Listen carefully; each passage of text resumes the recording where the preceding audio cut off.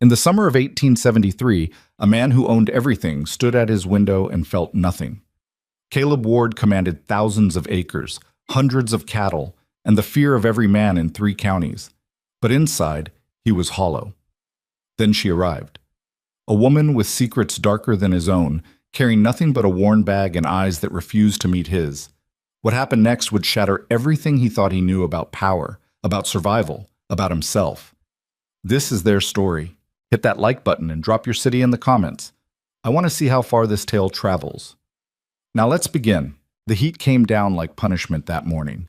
Caleb Ward stood on the porch of his ranch house, a structure of rough-hewn timber and stone that sprawled across the highest point of land for 50 miles in any direction. From where he stood, he could see his cattle dotting the brown grass like scattered coins, could trace the line of fence posts marching toward the horizon, could count the dust trails of his men working the far pastures. Everything visible belonged to him.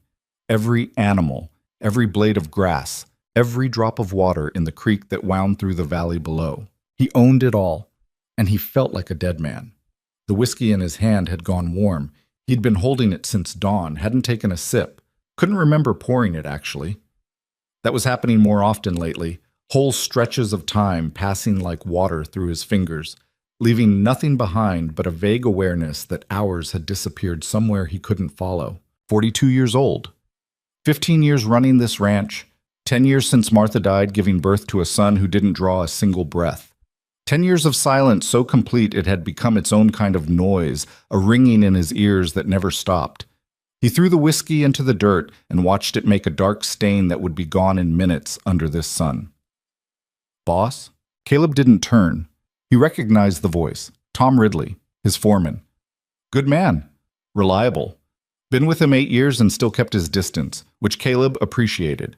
Most of the hands knew better than to approach unless necessary. Those who didn't learn quickly or didn't last long. What? Woman here looking for work. Caleb finally turned. Tom stood at the bottom of the porch steps, hat in his hands, squinting up against the glare. Behind him, near the gate, stood a figure Caleb could barely make out through the heat shimmer. We're not hiring.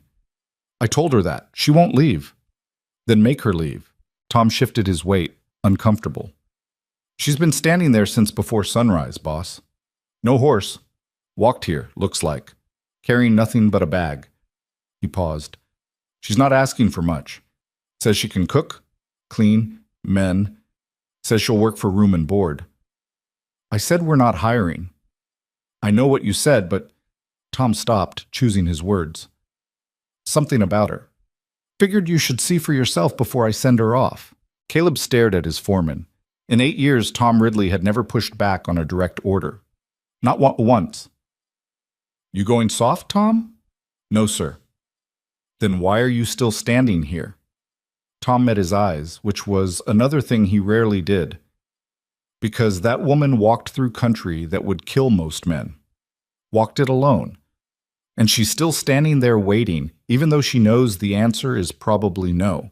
That's not soft, boss. That's something else. Caleb felt a flicker of something that might have been curiosity, might have been irritation. Hard to tell the difference anymore. 5 minutes, he said. Tom nodded and headed back toward the gate. Caleb descended the porch steps slowly, his boots kicking up small clouds of dust with each footfall. The sun hammered down on his shoulders. Even this early, the temperature was climbing toward unbearable. Another week and the creek would start running low. Another month and they'd be hauling water from the deep wells, rationing it out to keep the cattle from dying. As he got closer, the figure by the gate resolved into a woman. Young, maybe 25, maybe 30. Hard to tell. The sun aged people fast out here, carved lines around their eyes and mouths that made them look older than they were. She wore a plain dress, faded from brown to something close to gray, with long sleeves despite the heat. Her hair was pulled back severe and tight, almost punishing. She held a canvas bag with both hands, clutching it against her stomach like it might try to escape. But it was her face that stopped him, not because she was beautiful, though she might have been once, under different circumstances. What stopped him was the absence in her eyes, that flat, distant look of someone who'd learned not to expect anything, not to hope for anything, not to feel anything that might hurt later. He knew that look, saw it in his shaving mirror every morning. "I'm Caleb Ward," he said. She didn't extend her hand, didn't smile, just stood there, holding her bag. Lydia Hale. Her voice was quiet, but steady. Not timid. There was a difference. Timid people trembled. This woman simply conserved everything, including the volume of her words. "Tom says you want work." "Yes, sir." "Doing what?"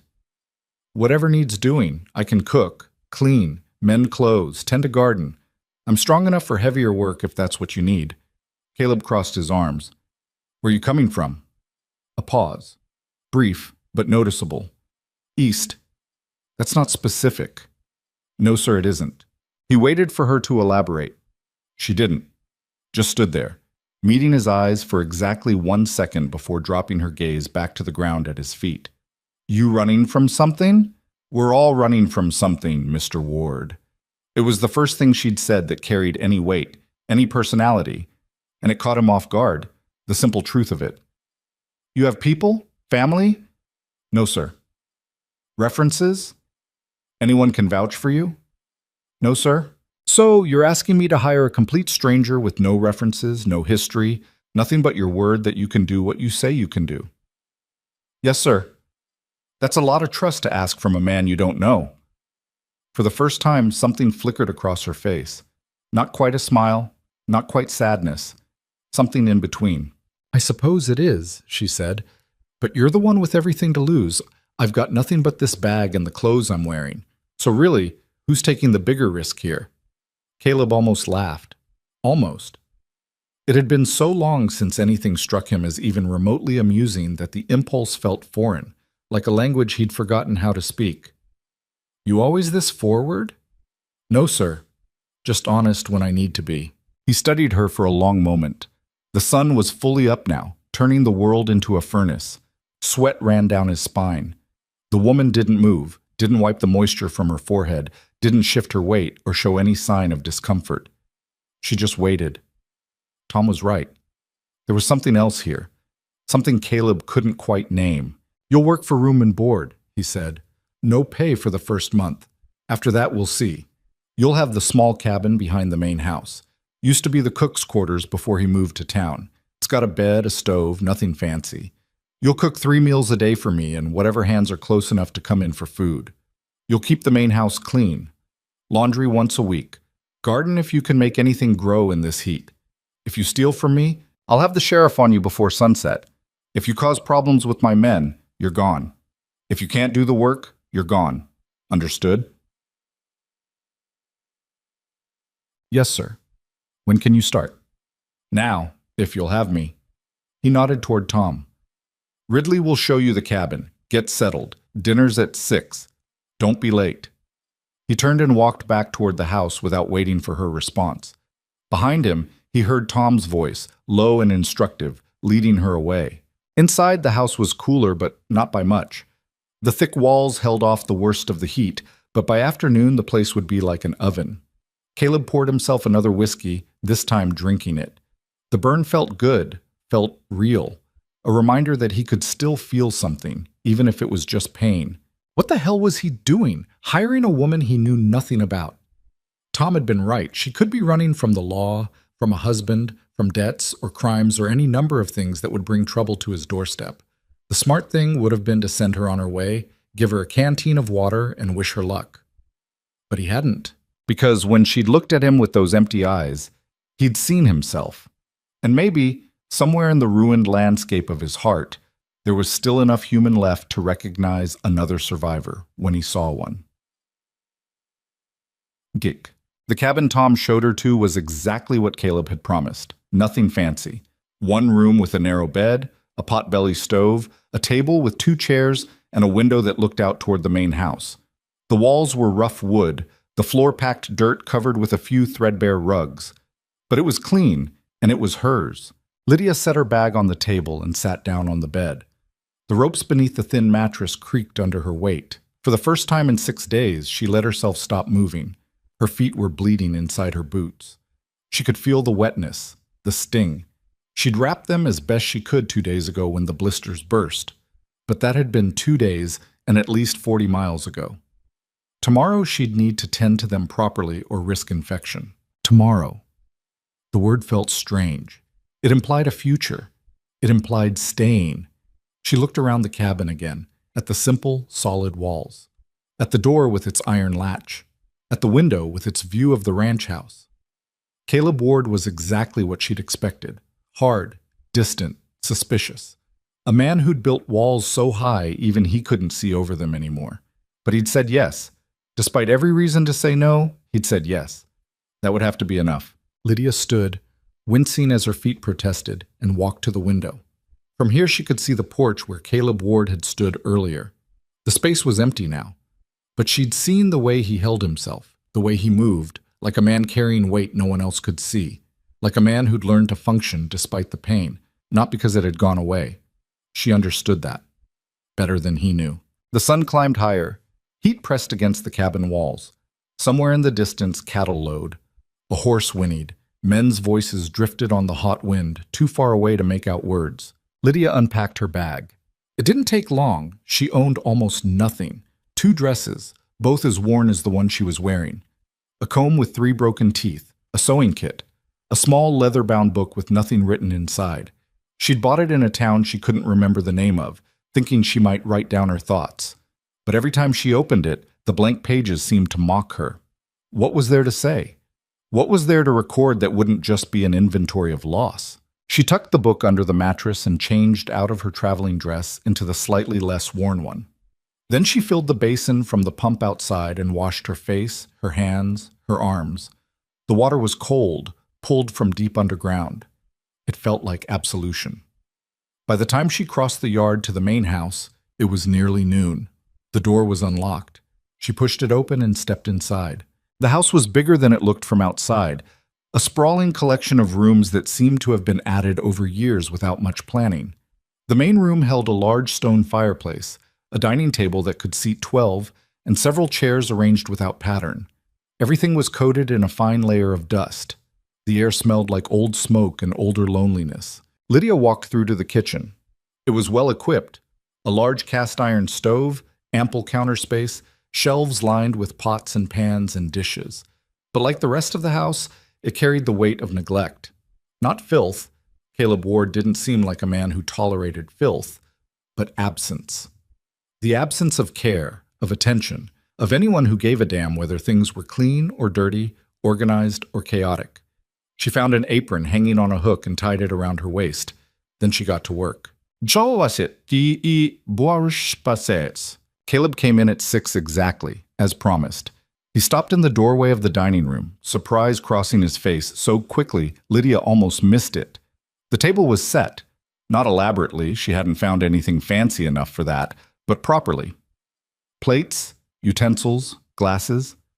A bowl of stew sat steaming in the center, flanked by fresh biscuits and a pitcher of water. "You cooked," he said. "That's what you hired me for." He sat down slowly like he wasn't sure the chair would hold him. Lydia filled his plate, then stepped back. "Aren't you eating?" "I'll eat after, in the kitchen." "Sit down." It wasn't a request. Lydia hesitated, then pulled out the chair across from him and sat. He pushed the basket of biscuits toward her. "If you're cooking, you're eating at the table. I'm not running a servant's house." She took a biscuit. They ate in silence.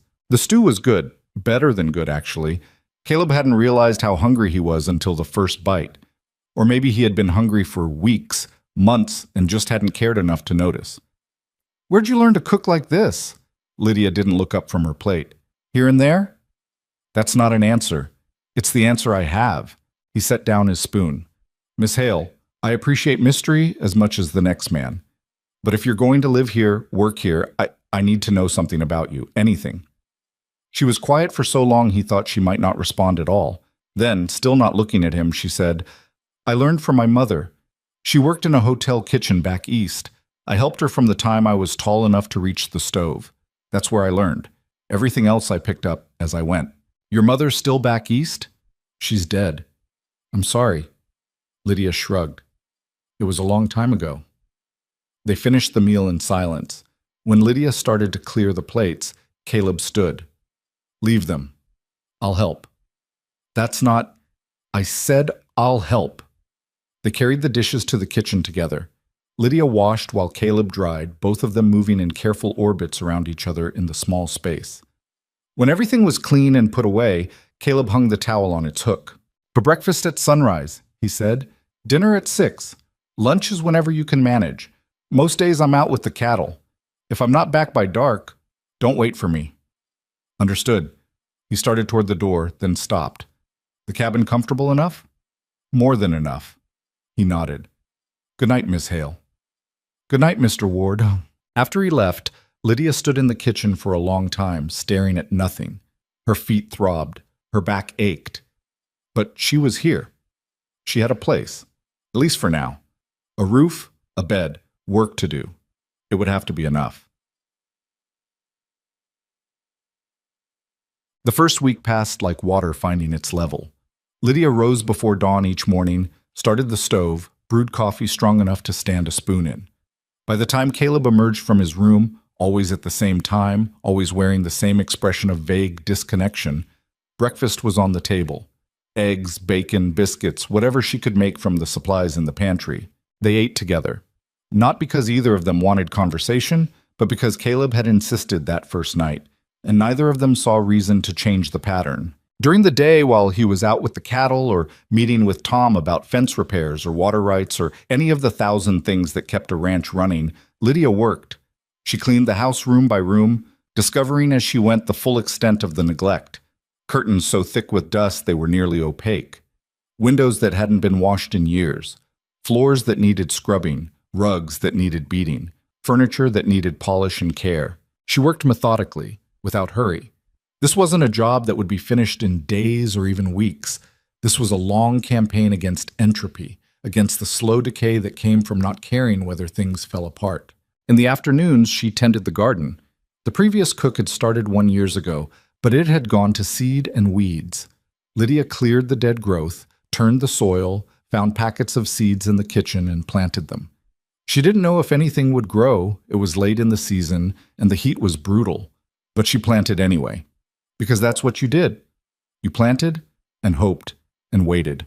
The hands kept their distance. She'd see them sometimes, riding in from the pastures or working near the barn.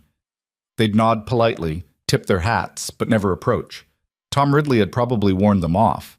Or maybe they just sensed the same thing Caleb had sensed, that Lydia Hale wasn't someone who welcomed questions. By the end of the first week, the main house had begun to transform. Not completely, there was still work to do, but enough that even Caleb noticed. "You've been busy," he said one evening, looking around the dining room. Lydia set his plate down. "That's what you hired me for." "I hired you to cook and clean. You're doing that and then some." She didn't respond. What was there to say? That she needed the work, needed to stay busy, needed to fall into bed each night so exhausted she couldn't think? That thinking led to remembering, and remembering led to places she couldn't afford to go? Caleb studied her for a moment, then let it drop. He was good at that, reading when to push and when to let things be. It was a skill you developed when you spent most of your time alone. The second week brought complications. On Tuesday, one of the hands, a young man named Billy Tucker, who couldn't have been more than 19, showed up at the kitchen door around midday. Lydia was rolling out dough for pie crust when she heard the knock. "Miss Hale?" She wiped flour from her hands and opened the door. Billy stood there holding his hat, looking nervous. "Mr. Tucker." "Billy, ma'am." "Just Billy." He shifted his weight. I got thrown yesterday. Horse spooked at a snake. Landed hard on my shoulder. Can't really lift my left arm." He held up the arm in question, demonstrating its limited range of motion. "Got a shirt that needs mending. Buttons came off when I hit the ground. Was wondering if you might, if it's not too much trouble." "Give it here." Relief flooded his face. "Thank you, ma'am. I really appreciate—" "Billy?" "Ma'am?" "I'll mend your shirt. But this isn't a regular service. You need mending, you do it yourself, or you ask one of the other hands. Understood?" "Yes, ma'am. It's just, with my shoulder, I understand. This time, I'll help. Next time, figure it out." She took the shirt and closed the door before he could thank her again.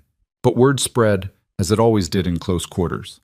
By Thursday, she had 3 more shirts waiting on the cabin porch, left there by hands too shy or too smart to ask directly. Lydia mended them all, because what else was she going to do with her evenings? But she made it clear through Tom Ridley that this wasn't a service she was offering. They had needles and thread in the bunkhouse. They could learn to fix their own damn clothes. The message got through. The shirts stopped appearing. Friday brought a different kind of complication. Lydia was in the kitchen preparing dinner when Caleb came in earlier than usual.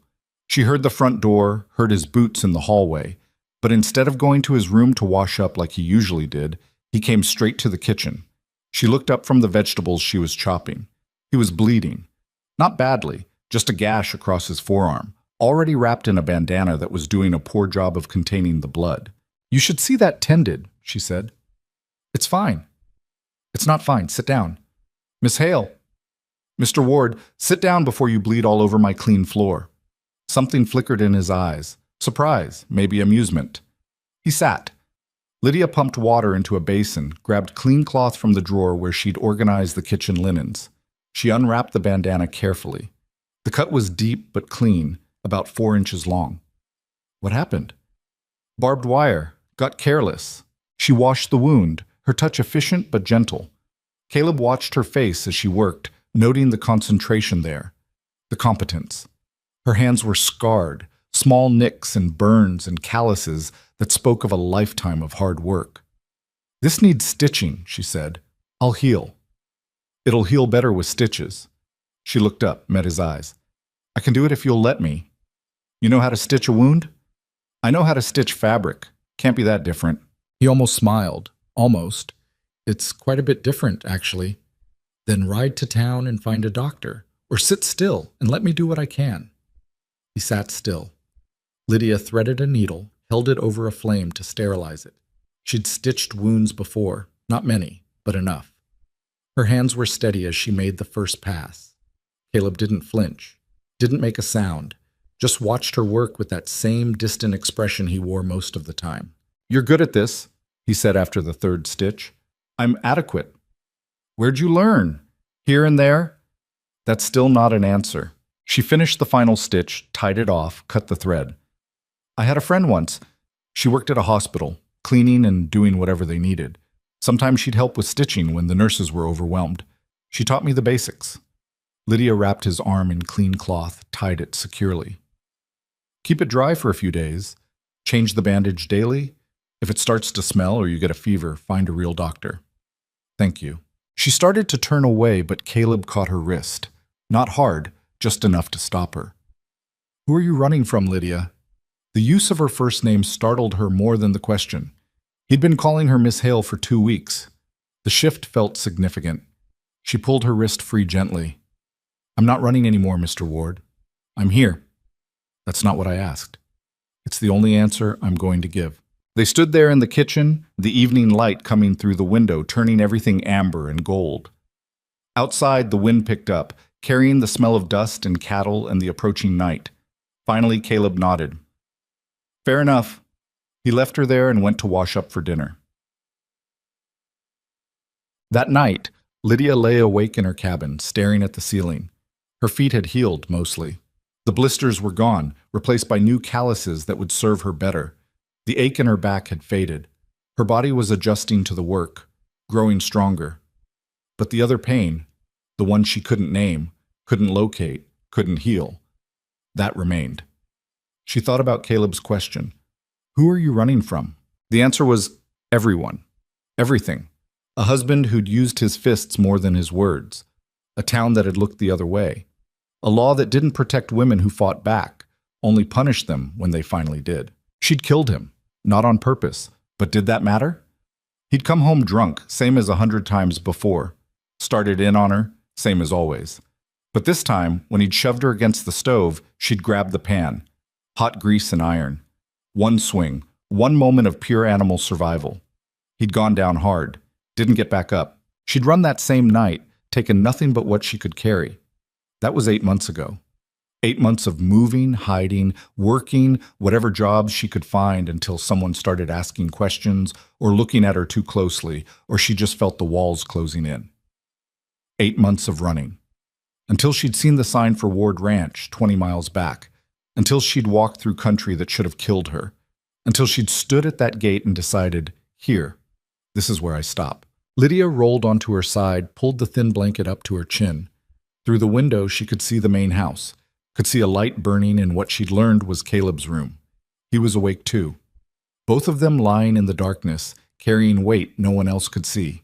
Tomorrow she'd wake up and make coffee and cook breakfast and continue the work of living. Tomorrow and the day after and the day after that. Until the past caught up with her or until she finally believed she might deserve a future. Whichever came first.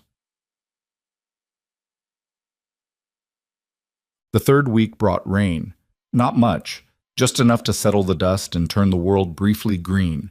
Lydia stood on the porch of her cabin and watched it fall, breathing in the smell of wet earth. Around her, the ranch came alive with new sound, water dripping from the roof, cattle moving toward the creek, men calling to each other with something close to joy. The garden responded overnight, tiny green shoots pushing through the soil. It was almost enough to make her believe in something. Not miracles. She'd stopped believing in those a long time ago. But maybe in the simple persistence of life. Plant a seed, give it water, and sometimes it grows. Sometimes that's all you can ask for. Caleb found her there on the third day of rain, standing in the garden with mud on her boots and her hair coming loose from its pins. "It's growing," he said. "Some of it. More than I expected this late in the season." She knelt and pulled a weed that was trying to choke out a tomato plant.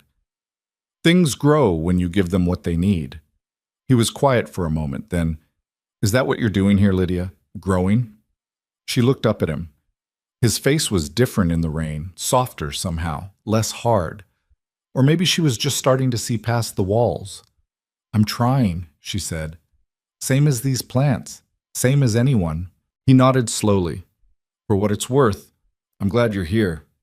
It was the first personal thing he'd said to her, the first acknowledgement that she was more than hired help, more than just another set of hands. "Thank you," she said quietly. That night, Caleb came in from checking the fences soaked through. Lydia had hot coffee waiting, and towels, and a fire in the hearth even though it wasn't that cold. He stood dripping in the doorway, and for the first time since she'd arrived, he smiled. Actually smiled. "You're going to ruin my floors with all that water," she said. "Your floors?" "I cleaned them. That makes them mine." He laughed. It was a rusty sound, like something that hadn't been used in years, and wasn't sure it still worked. But it was genuine. "My apologies, Miss Hale. I'll be more careful with your floors." He went to change, and Lydia stood in the kitchen, a strange warmth spreading through her chest. It took her a moment to recognize the feeling. Hope.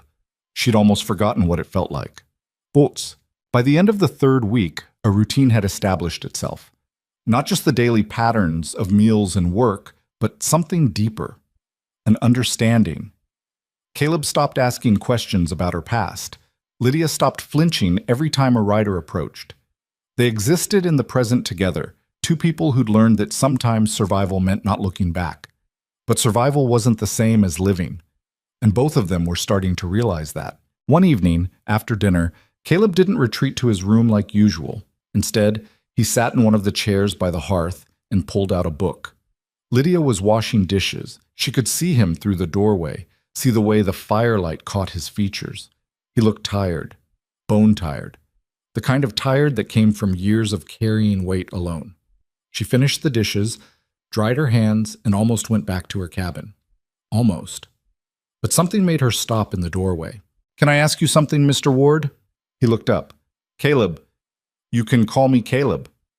"Can I ask you something, Caleb?" "You can ask. Can't promise I'll answer." "Fair enough." She leaned against the doorframe. "Why'd you hire me? Really? Tom said you weren't looking for help. You could have sent me away." He closed the book, keeping one finger between the pages to mark his place. "I don't know," he said honestly. "Or maybe I do, and I don't want to admit it." "What would you be admitting? That I was lonely? That this house was starting to feel like a tomb? That when I looked at you standing by that gate, I saw someone who understood what it meant to keep going even when there's no good reason to?" He paused. "Is that answer enough?" Lydia felt something shift in her chest. "Yes," she said quietly. "That's enough." She turned to go, but this time it was Caleb who stopped her. "Lydia." She looked back. "Why'd you stay? You could have moved on, found work somewhere else." Somewhere with more people, more life. Why here? She thought about lying, thought about giving him the easy answer, but he'd given her the truth, so she owed him the same. Because I was tired of running, she said. And because when you looked at me that first day, you didn't see a victim or a charity case or someone to be pitied. You just saw someone who was tired, same as you. And that was the first time in a long time anyone had seen me at all. They stood there, on opposite sides of the room, the fire crackling between them. Two people who'd been alone so long they'd forgotten what it felt like to be seen. Good night, Lydia. Good night, Caleb. She went back to her cabin. But this time, when she lay down to sleep, the darkness didn't feel quite so heavy. Outside, the rain continued to fall. And in the garden, things grew. The rain stopped after 5 days, leaving behind a world temporarily fooled into thinking it might survive the summer. Lydia worked the garden in the early mornings now, before the heat became unbearable. The tomato plants had tripled in size, their leaves dark green and healthy. Squash vines crawled across the ground. Even the beans she'd planted on a whim were climbing the stakes she'd driven into the soil. She was checking the irrigation channels she'd dug when she heard the horse approaching. Her hand stilled on the shovel. Old instincts kicked in, the same ones that had kept her alive for 8 months on the run. She looked up slowly, cataloging exits, calculating distances. But it was just Tom Ridley, riding in from the north pasture. He dismounted near the garden fence, taking off his hat to wipe the sweat from his forehead. "Morning, Miss Hale." "Mr. Ridley." "Tom, please." Mr. Ridley was my father, and he was an ornery bastard I'd rather not be reminded of. He smiled when he said it, the kind of smile that suggested the memory had lost its sting years ago. Lydia set down the shovel. "What can I do for you, Tom?" "Actually, I came to ask if you'd do me a favor. Got a crew coming in from the southern range tomorrow. 6 men been out for 2 weeks fixing fence line. They'll be hungry, tired, probably meaner than rattlesnakes.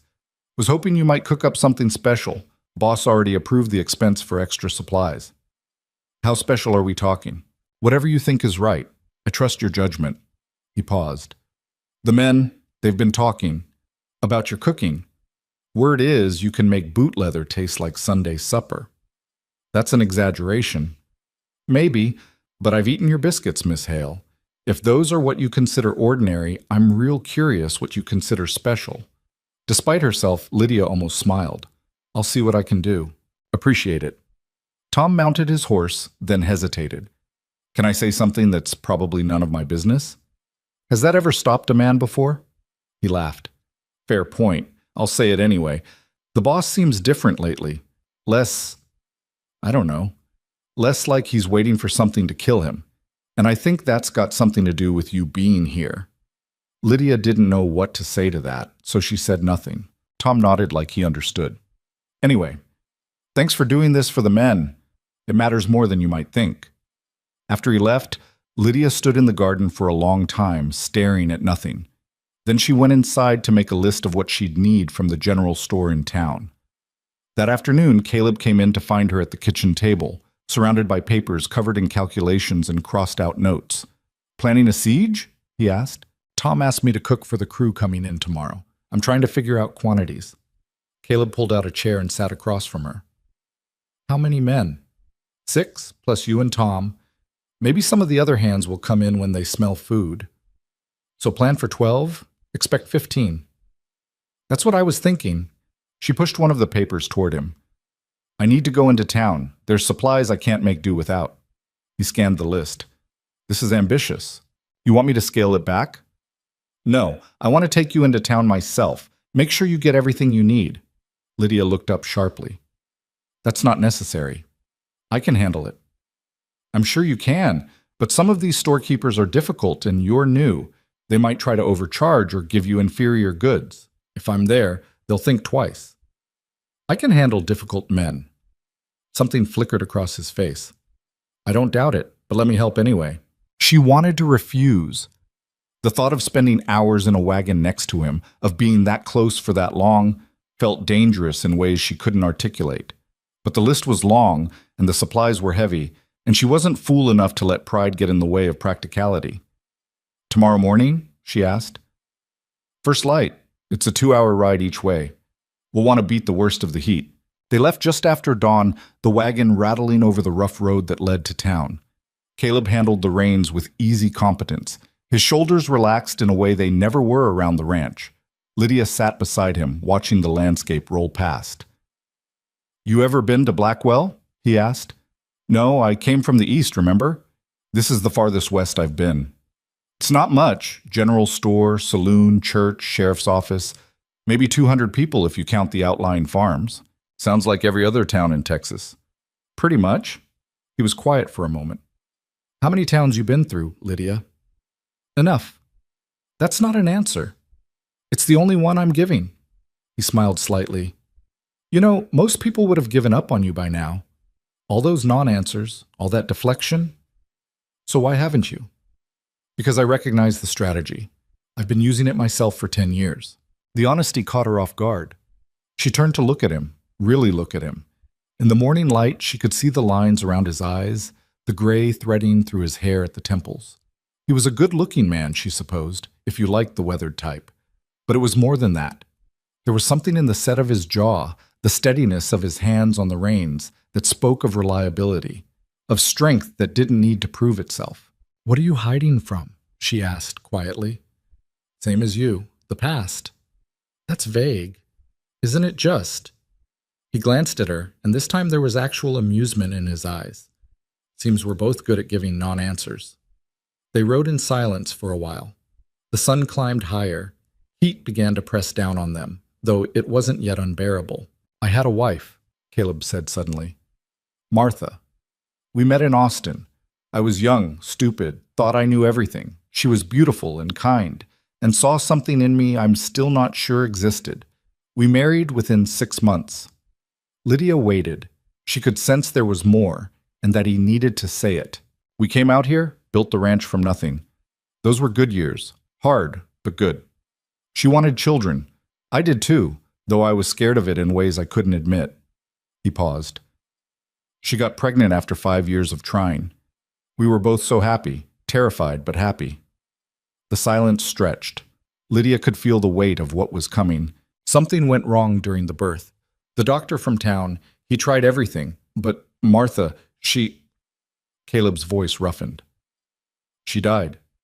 And the baby, a son, he never even cried, never drew a single breath." "I'm sorry," Lydia said softly. "That was 10 years ago. I buried them both on the hill behind the house, under the oak tree. And I've been going through the motions ever since, just existing, not living, just persisting. Until now?" He looked at her. "Until now." The town appeared on the horizon, a cluster of buildings wavering in the heat shimmer. Caleb guided the wagon down the main street, such as it was, and stopped in front of the general store. Inside, the proprietor, a thin man with spectacles and suspicious eyes, looked up from his ledger. "Mr. Ward, wasn't expecting you today." "Need supplies, Henry. This is Miss Hale. She works at the ranch." Henry's gaze flicked to Lydia, cataloging her worn dress and work-rough hands.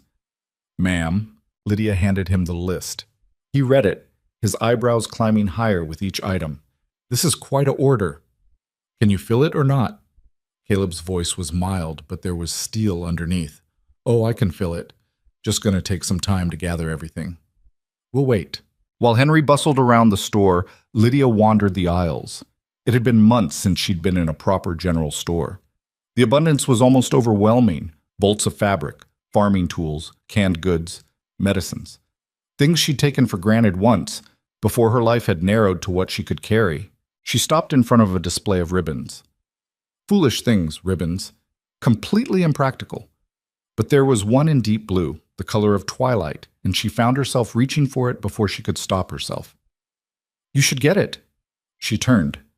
Caleb had come up behind her, quiet as a cat. "It's frivolous." "So? You're allowed frivolous things."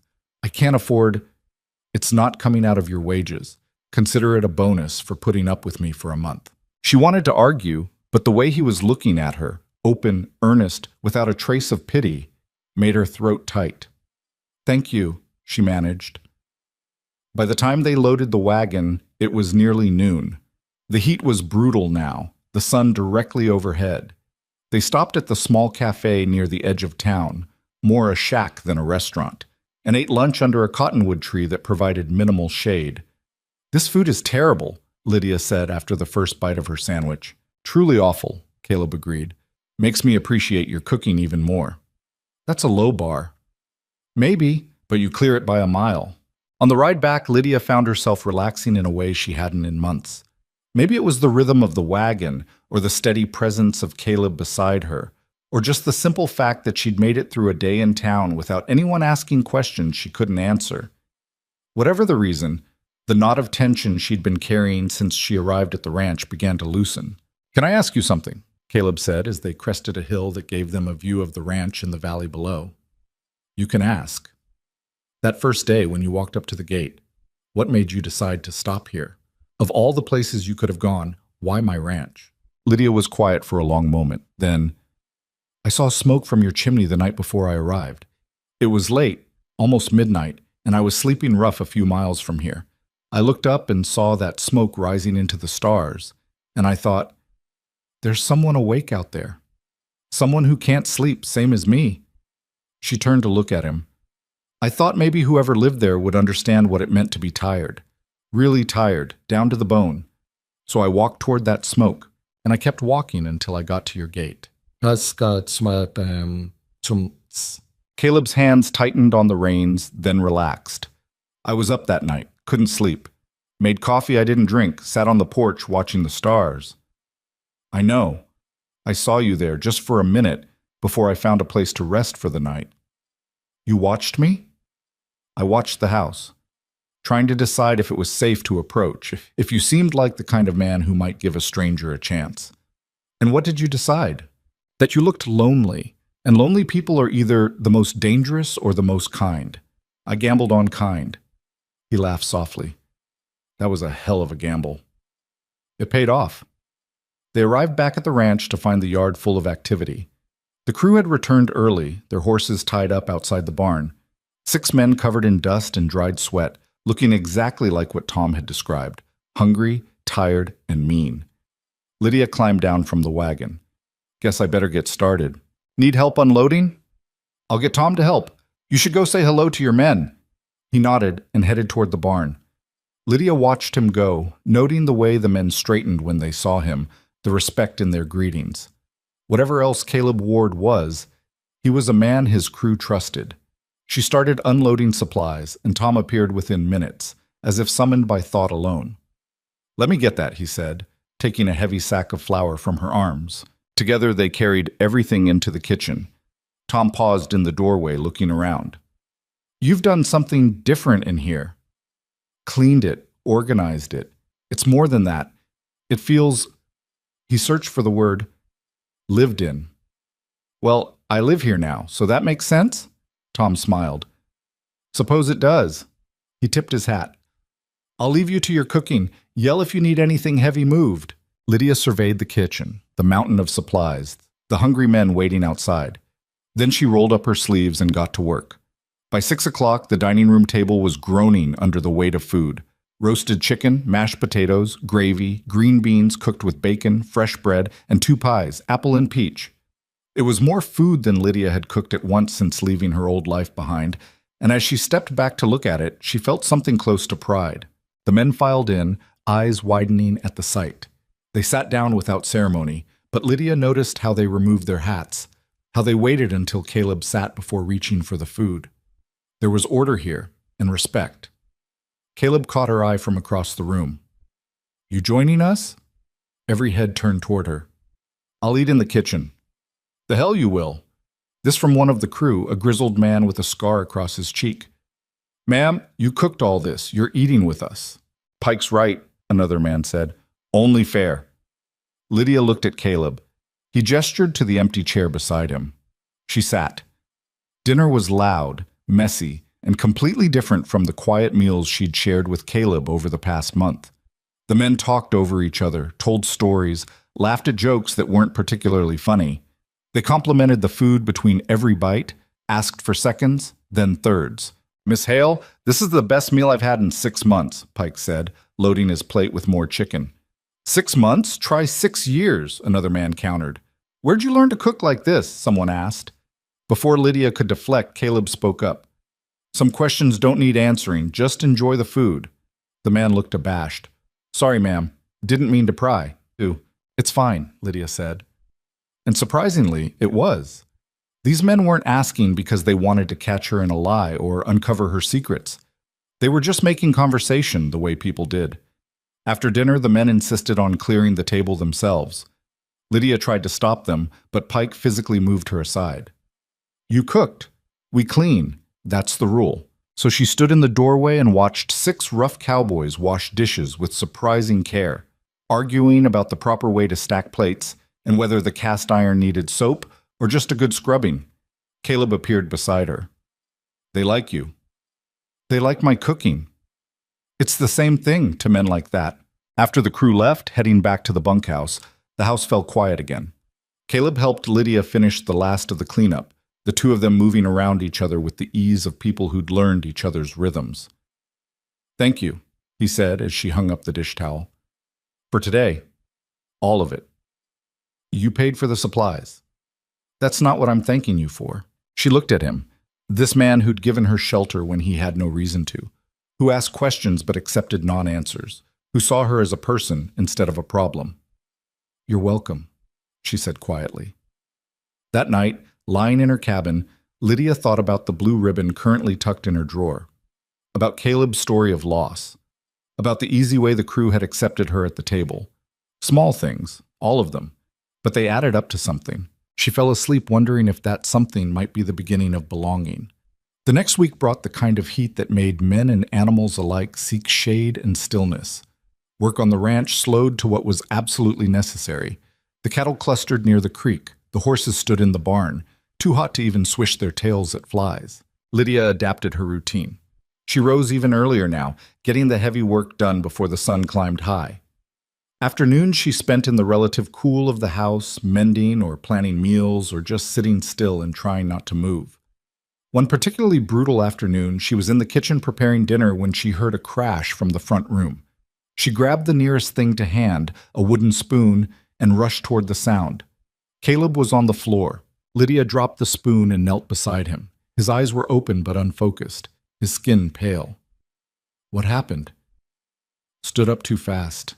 Got dizzy. She pressed her hand to his forehead. He was burning up. How long have you had a fever?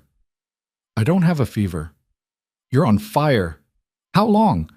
He tried to sit up. The room spun, and he had to grab onto her shoulder to keep from falling over again. Couple of days. It's nothing. It's not nothing. Can you stand? With her help, he made it to his feet. She half carried him to his room, she'd never been in there before, and got him onto the bed. The room was sparse, almost monastic. A bed, a dresser, a single chair. Nothing personal except a photograph on the dresser of a young woman who must have been Martha. Lydia pulled off Caleb's boots, then went to get water and cloth. When she came back, he was trying to sit up again. Stay down. I've got work. The work will wait. You're sick. It's just the heat. It's not the heat. When did you cut yourself on that barbed wire? 2 weeks ago. Why? She pulled back the sleeve of his shirt, revealing the bandage she'd told him to change daily. It was the same bandage from 2 weeks ago, filthy and crusted. Because I think it's infected. She unwrapped it carefully. The wound beneath was red and swollen, angry lines radiating outward. It smelled bad. Damn, Caleb muttered. That's an understatement. Lydia pressed around the edges, watching his face. He didn't flinch, but his jaw tightened. This needs cleaning, properly. It's going to hurt. I've had worse. She doubted that, but she didn't argue. She went to the kitchen, boiled water, gathered clean cloth and what passed for medical supplies in the house. Back in his room, she sat on the edge of the bed and got to work. Cleaning an infected wound was ugly business. Caleb endured it in silence, his hands gripping the bed frame so hard his knuckles went white. By the time Lydia finished, sweat was running down his face and hers. I need to open it, she said. Let the infection drain. Do what you need to do. She heated a knife blade in the lamp flame, let it cool just enough that it wouldn't burn, and made a small incision. Caleb made a sound low in his throat but didn't move. The infection drained, thick and foul. Lydia cleaned it again, bound it with fresh bandages soaked in a poultice she'd learned to make years ago. "You're either going to get better or die," she said bluntly. "If the fever gets worse, I'm sending Tom for the doctor." "No doctor." "Then you better get better." She made him drink water, found a bottle of laudanum in the kitchen, and measured out a dose that would help with the pain and let him sleep. Within an hour, he was unconscious. Lydia pulled the chair close to the bed and sat down. She told herself she was just keeping watch, making sure the fever didn't spike. But the truth was simpler and more complicated than that. She didn't want him to be alone. The night stretched long. Lydia dozed in the chair, waking every time Caleb moved or made a sound. Twice she changed the cloth on his forehead when it got too warm. Once she had to hold him down when the fever made him restless, talking to people who weren't there. "Martha," he said at one point, his voice cracking. "Martha, I'm sorry. I'm so sorry." Lydia took his hand. "Shh. It's all right. You're all right." Toward dawn, the fever broke. Caleb opened his eyes, clear for the first time in hours. "Lydia?" "I'm here." He looked at her, really looked at her, taking in the chair she'd pulled close, the exhaustion on her face, the fact that she'd stayed. "You didn't have to do this. I know. Why did you?" She could have deflected, could have made it about duty or wages or simple human decency. But he'd given her honesty in the wagon, and she owed him the same. "Because the thought of you suffering alone made my chest hurt," she said quietly. "And I'm tired of people suffering alone." Something shifted in his expression. Before she could analyze it, he squeezed her hand. "Thank you. Get some sleep, real sleep this time." She tried to pull her hand away, but he held on. "Stay," he said. "Please." So she stayed, sitting in that uncomfortable chair as dawn light crept through the window, her hand in his, until he fell into genuine, healing sleep. When Tom came looking for Caleb that morning and found Lydia asleep in the chair beside his bed, he backed out quietly and told the men the boss was taking a sick day. It was the first sick day Caleb Ward had taken in 10 years, and the crew accepted it without question. Some things, they understood, were worth protecting. Caleb recovered slowly, fighting it the whole way. By the third day, he was insisting he could work. Lydia blocked the bedroom door with her body, arms crossed. "You're not going anywhere. I've got cattle to check, fences that need... Tom has it handled. He's been running this ranch for 8 years. He can manage another few days." "That's not the point." "Then what is the point?" Caleb sat on the edge of the bed, frustrated and pale. "The point is I don't need to be coddled like an invalid. You had an infection that nearly killed you. You need rest. I've rested for 3 days. And you still look like death warmed over." She softened slightly. "Give it one more day, please." He looked up at her, and something in his expression shifted. "You're not going to budge on this, are you? Not even a little. You're a stubborn woman, Lydia Hale. You hired me knowing that." He almost smiled. "I suppose I did." She brought him meals in bed, which he hated. She changed his bandages twice a day, which he tolerated. And she sat with him in the evenings, reading aloud from the books she found in his study, which he pretended not to enjoy but clearly did. On the 4th day, she found him out of bed, dressed, standing at the window. "What are you doing?" "Looking at my ranch." "You should be lying down." "I've been lying down for 4 days. I'm done lying down." He turned to face her. "And before you argue, the fever's gone. The wound looks clean. I feel fine." "You feel fine because you've been resting." "Lydia." He said her name like a statement, not a question. "I appreciate what you've done, more than I can say. But I need to get back to work. Not because the ranch can't survive without me, Tom's proven it can, but because I need to feel useful again." She understood that. The need to be useful, to have purpose, to prove you still belonged in the world. So she stepped aside. "If you start feeling dizzy or the fever comes back, I'll tell you immediately." "You promise?" "I promise." He walked past her, close enough that his sleeve brushed her arm. At the doorway, he paused. "Lydia?" "Yes?" "That night, when you stayed, when I was half out of my mind with fever." He didn't look at her, kept his eyes on the hallway ahead. "I remember some of it. Not all, but some. You held my hand." She didn't know what to say to that. "I just wanted you to know." he continued quietly. That it helped. Knowing someone was there. Knowing you were there. Then he was gone, his boots echoing down the hallway, leaving her standing in the empty room with her heart doing something strange and unfamiliar in her chest. The rhythm of the ranch reasserted itself. Caleb went back to work, though Lydia noticed he took more breaks, drank more water, stopped pushing himself quite so hard. Tom shot her grateful looks when Caleb actually came in for lunch instead of working through it. But something had shifted between them. The careful distance they'd maintained for 6 weeks had collapsed during those fever-racked nights. Now they existed in a space that was closer, more dangerous. Caleb started joining her in the kitchen while she cooked, sitting at the table with paperwork or just watching her work.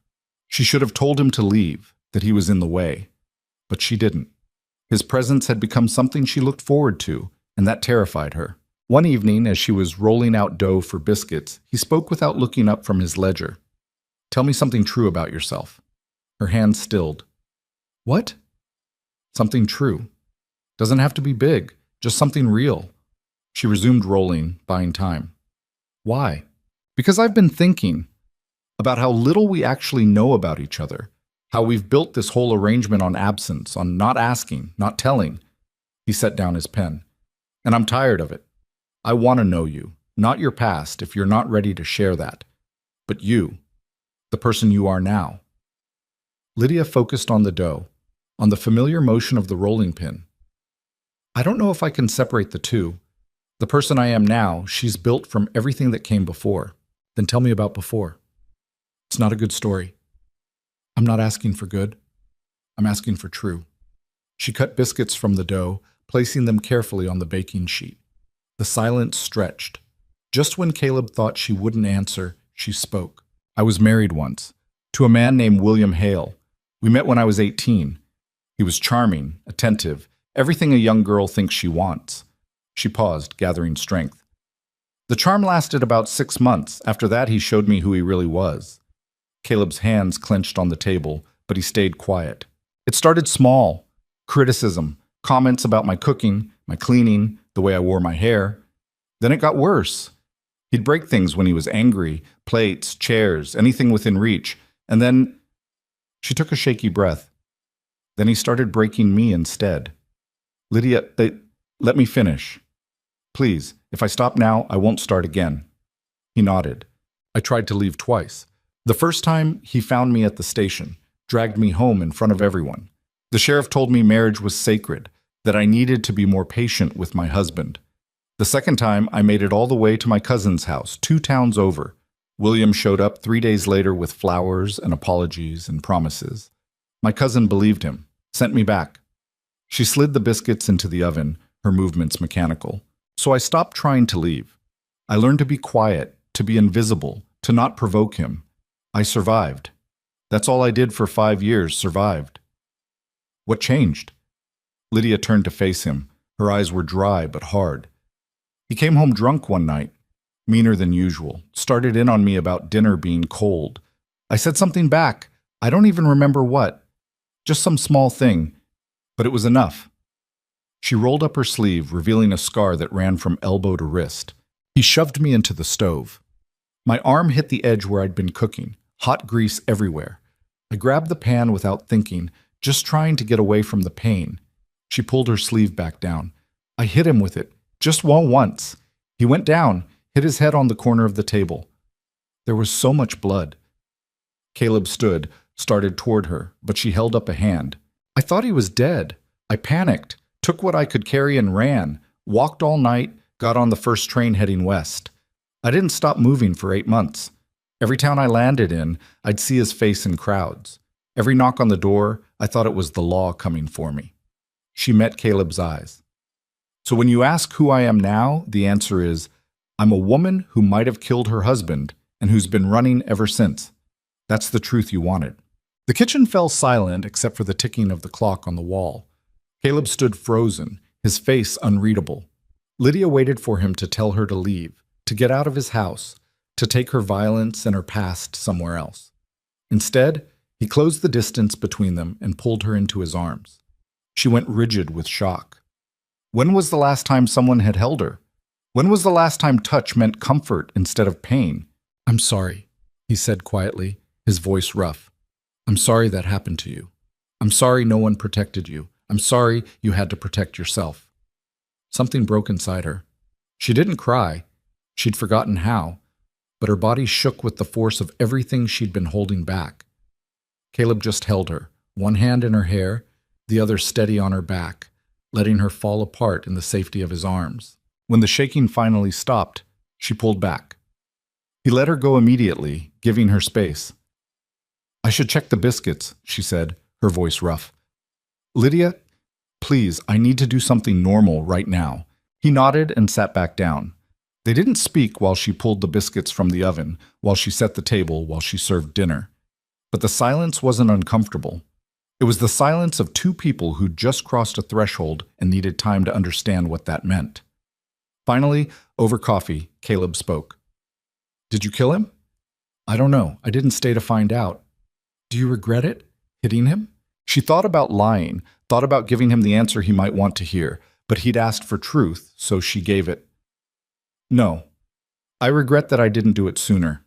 I regret all the times I took his fists without fighting back. I regret believing anyone who told me it was my fault, my failing, my cross to bear." She looked at him steadily. "But I don't regret fighting back when I finally did, even if it made me a murderer." "It doesn't." "You don't know that." "Yes, I do. Defending yourself from someone who's trying to hurt you, that's not murder. That's survival. The law might not agree. Then the law is wrong." He reached across the table, palm up. An invitation, not a demand. "You're not a murderer, Lydia. You're a survivor, and you're safe here. Whatever comes looking for you, law, husband, past, it goes through me first." She stared at his hand, at the calluses, the scars, the simple offer of support. Slowly, she placed her hand in his. "Why are you doing this?" "Because you stayed with me when I was sick. Because you've brought life back to this house. Because when I look at you, I see someone who understands what it means to keep going when everything inside you wants to quit." He squeezed her hand gently. "And because I care about you. More than I probably should." Her heart stuttered. "Caleb, you don't have to say anything. I'm not asking for anything. I just needed you to know." They sat there, hands linked across the table, while the candles burned low and the night pressed against the windows. Two broken people who'd found each other in the wilderness and decided, against all reason, that maybe breaking together was better than being whole alone. The next morning, Lydia woke to find a letter had been slid under her cabin door. She picked it up with trembling hands. No name on the envelope, no postmark, just her handwriting on cheap paper. Inside was a single sentence: "We need to talk. Tonight. The fence line at sunset. Come alone." It wasn't signed, but it didn't need to be. She recognized the handwriting. William. Her husband was here. The day passed in a fog. Lydia went through the motions, cooking breakfast, cleaning, preparing lunch, but her mind was miles away. How had he found her? How long had he been here? What did he want? Caleb noticed something was wrong at breakfast. "You all right?" "Fine, just tired." "You sure?" She forced a smile. "I'm sure." He didn't look convinced, but he didn't push. After he left for the north pasture, Lydia stood in the kitchen and tried to think. She could run, pack her bag, slip away while everyone was working. But where would she go? She'd been running for 8 months, and William had still found her. There was nowhere far enough. She could tell Caleb, but what would she say? That her possibly dead husband was actually alive and wanted to meet? That everything she'd told him last night was true, except for the one thing that mattered most, whether she'd actually killed the man she'd been running from, or she could go to the fence line at sunset and face whatever was coming. The afternoon dragged. Lydia prepared dinner mechanically, her hands knowing the work even while her mind spun in circles. At 5:30, she left the food warming on the stove and walked out. The fence line was a 20-minute walk from the main house, far enough to be private. The sun was sinking toward the horizon, painting everything gold and amber. Under other circumstances, it might have been beautiful. She saw him before he saw her. William Hale, standing by the fence, hat in his hands. He looked thinner than she remembered, older. There was a scar on his temple that hadn't been there before, probably from where he'd hit the table. He turned at the sound of her footsteps. "Lydia." She stopped 10 feet away, keeping distance between them. "William, you look good, healthy. What do you want?" He smiled, but it didn't reach his eyes. "Is that any way to greet your husband?" "You're not my husband. Not anymore. The law says different. We're married until death or divorce, and I'm not dead, despite your best efforts." So he knew. Of course he knew. "How did you find me?" "I'm a patient man. I followed your trail. Talked to people in every town you passed through. It took time, but I got here eventually." He took a step closer. She took a step back. "I just want to talk, Lydia. That's all." "So talk. Come back with me. Come home. We can start over. Do things different this time." She almost laughed. "You think I would ever go back to you?" "You're my wife. I was your victim. There's a difference." His expression hardened. "You tried to kill me. I defended myself from a man who'd been beating me for 5 years. If you're too stupid to see the difference, that's your failing, not mine. Careful, Lydia. I could go to the sheriff right now. Tell him everything. You'd hang for what you did." "Then why haven't you?" The question seemed to catch him off guard. He looked away, jaw working. "Because despite everything, I still care about you. Because I'm willing to forgive what you did if you come back." "Forgive me?" The words came out sharp as broken glass. "You think I need your forgiveness? For defending myself? For surviving you? You're being unreasonable." "No. For the first time in 6 years, I'm being perfectly reasonable." She took a step toward him, and he actually flinched. "Good. You want to go to the sheriff? Go. Tell him everything. Tell him how you beat me, how you terrorized me, how you made my life hell. Tell him I fought back. Tell him I ran, and we'll see who the law believes. They'll believe me. I'm a man with property, with standing in the community. You're just... Just what? Just a woman? Just a wife? Just someone who doesn't matter?" She was close enough now to see the fear in his eyes. "Maybe you're right. Maybe they will believe you. But I'm not running anymore, William. I'm done running. So either go to the law or get off this ranch. But either way, we're finished." "You can't talk to me like that." "I just did." He lunged for her. She'd been expecting it, had been expecting it since she saw him by the fence. She sidestepped, and he stumbled past her. "Don't touch me. Don't ever touch me again." He turned, rage contorting his features into something ugly. "You think you're safe here? You think this rancher you're working for will protect you when he finds out what you are? He knows what I am, and he's worth 10 of you." William's eyes narrowed. "You're sleeping with him." "That's none of your business." "So you are. My wife, whoring herself to some frontier nobody?" The gunshot cut through the air like thunder. Both of them froze. Lydia turned to see Caleb standing 30 feet away, rifle pointed at the sky. Tom Ridley was beside him, along with 3 other ranch hands. Caleb lowered the rifle, his face carved from stone. "You need to leave. Now." William straightened, trying to recover his composure. "This is between me and my wife." "Your wife just told you to leave. I'm telling you the same thing, with less patience." Caleb worked the rifle's action, chambering another round. "You've got until I count to 10. You can't." 1. "This is legal harassment." 2. William looked at Lydia, something desperate in his eyes. "Please, Lydia, just talk to me." 3. "We can work this out." 4. Lydia walked past William without looking at him, heading straight for Caleb. She didn't run, didn't hurry, just walked, her head high, her shoulders back. 5. "You'll regret this," William called after her. "Both of you." 6. Tom Ridley stepped forward, hand on his pistol. "I'd start walking if I were you, friend." 7. William finally moved, backing away, his eyes darting between the armed men. "This isn't over." 8. "I mean it, Lydia, this isn't..." 9. William turned and ran. Caleb didn't fire on 10, just watched until William disappeared over the rise, then lowered the rifle. Lydia reached him, and her knees almost gave out. He caught her, the rifle clattering to the ground. "I've got you," he said quietly. "I've got you." Tom cleared his throat. "Me and the boys will make sure he leaves the property. Maybe encourage him to keep going." "Don't hurt him," Lydia said. "Just make sure he's gone." "Yes, ma'am." After the men left, Caleb led Lydia back to the house. Her cabin was closer, but he took her to the main house instead, to the sitting room. He sat her in the chair by the cold hearth and poured her whiskey. "Drink." She did, the burn steadying her. "How long were you there?" she asked. "Long enough. Tom saw you leave the house looking upset. He came to find me. We followed at a distance. You heard everything?" "Most of it."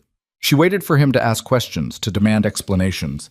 Instead, he knelt in front of her chair, taking her hands. "Are you all right?" The simple concern in his voice nearly undid her. "I don't know. He found me.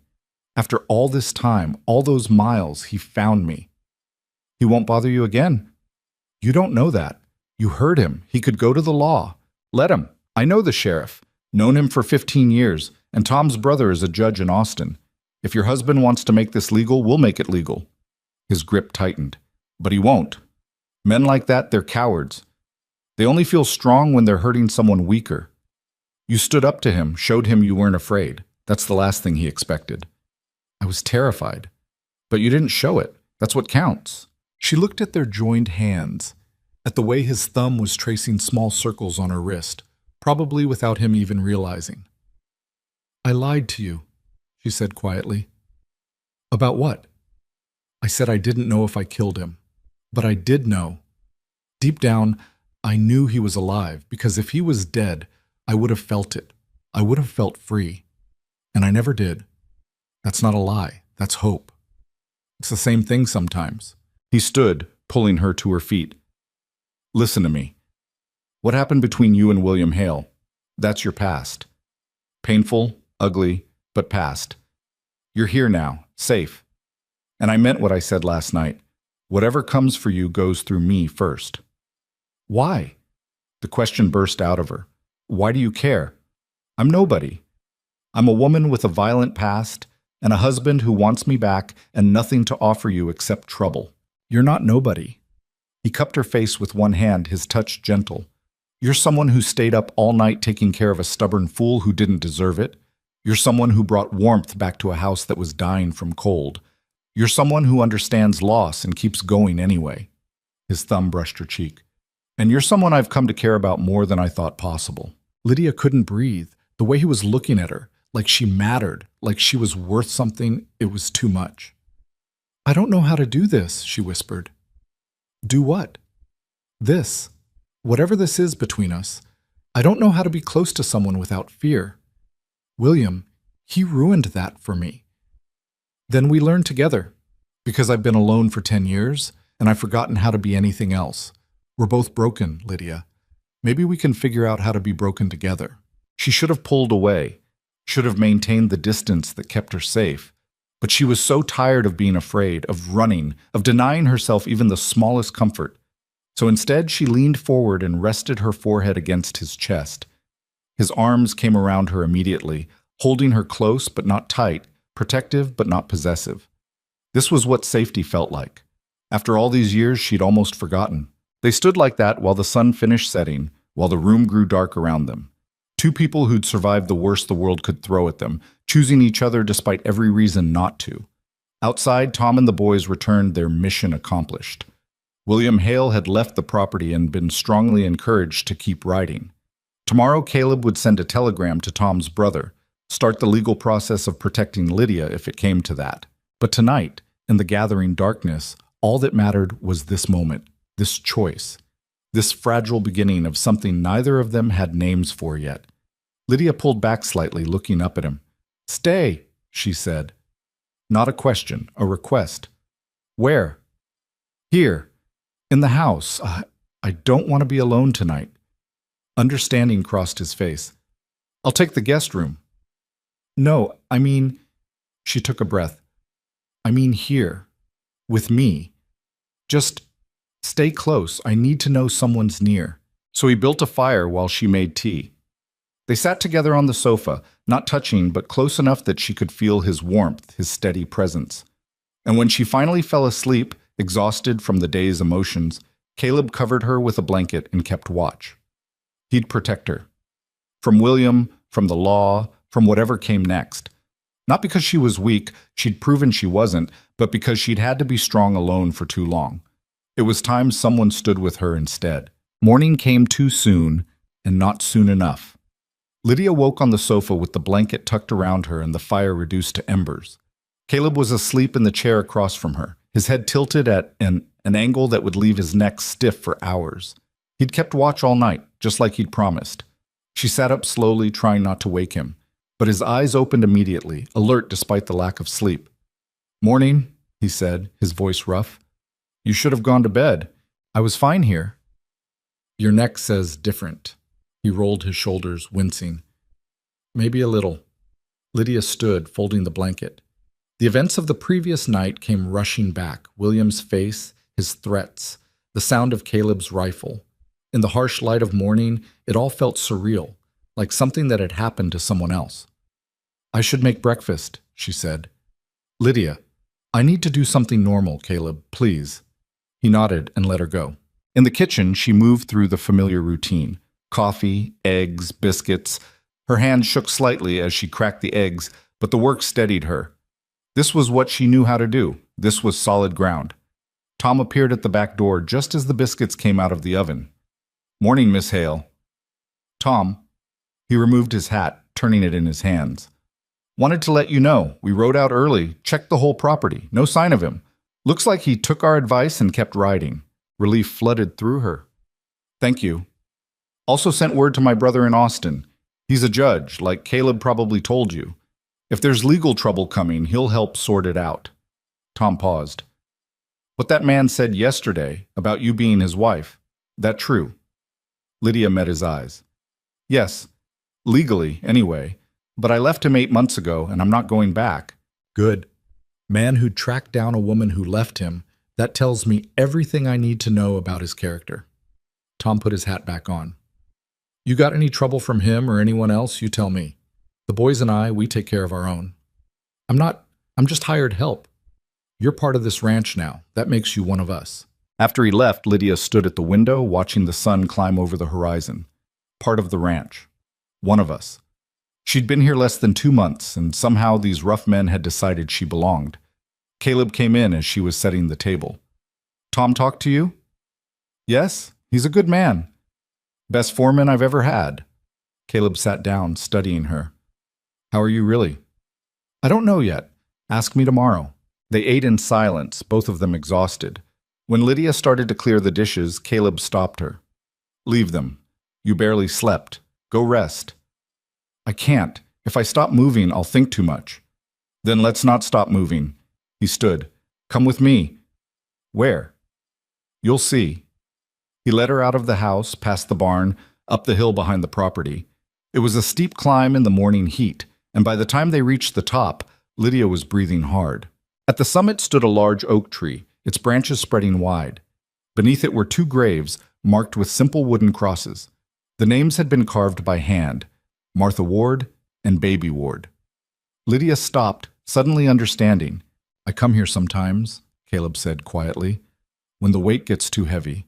I sit under this tree and talk to them, tell them about the ranch, about the cattle, about nothing and everything." He looked at her. "It helps. Saying things out loud to people who can't answer back. No judgment, no advice, just listening." "What do you tell them?" "The truth. That I'm sorry I couldn't save them. That I miss them. That I'm trying to figure out how to live in a world that doesn't have them in it." He gestured to the shade beneath the tree. "Sit with me?" They sat with their backs against the trunk, looking out over the ranch spread below. From here you could see everything: the house, the barn, the creek winding through the valley, the cattle dotting the pastures. "It's beautiful," Lydia said. "It is. Martha loved this spot. Said when she died, she wanted to be buried here, where she could see everything she loved." His voice caught. "I didn't know I'd be putting her here so soon." Lydia reached for his hand. He took it, his grip tight. "I told her about you," he said. "Last night, after you fell asleep. I came up here and told her I'd met someone, that I didn't know what it meant yet, but that for the first time in 10 years, I felt something other than empty." "What do you think she'd say?" "I think she'd tell me not to waste time being afraid. She was practical like that. Never saw the point in suffering when you didn't have to." He turned to look at Lydia. "So I'm trying not to waste time. I'm trying to be honest about what I feel, even though it scares me." "And what do you feel?" That you walking up to my gate was the best thing that's happened to me in a decade. That watching you bring life back to that house has been like watching the sun come out after years of winter. That I want you to stay, not as hired help, but as—" He trailed off. "I don't know what to call it, but something more." Lydia's throat tightened. "I don't know how to be what you need. I'm damaged, Caleb. What William did to me, it broke something inside. I don't know if it can be fixed." "I'm not asking you to be fixed. I'm asking you to stay broken with me. We can figure out the rest as we go." "What if I can't give you what you want? What if I can never be comfortable with intimacy, with closeness?" "Then we'll find a way to live with that. There's more than one way to be close to someone." He squeezed her hand. "I'm not William, Lydia. I won't demand things from you, won't force anything. We move at whatever pace you can handle, even if that pace is standing still."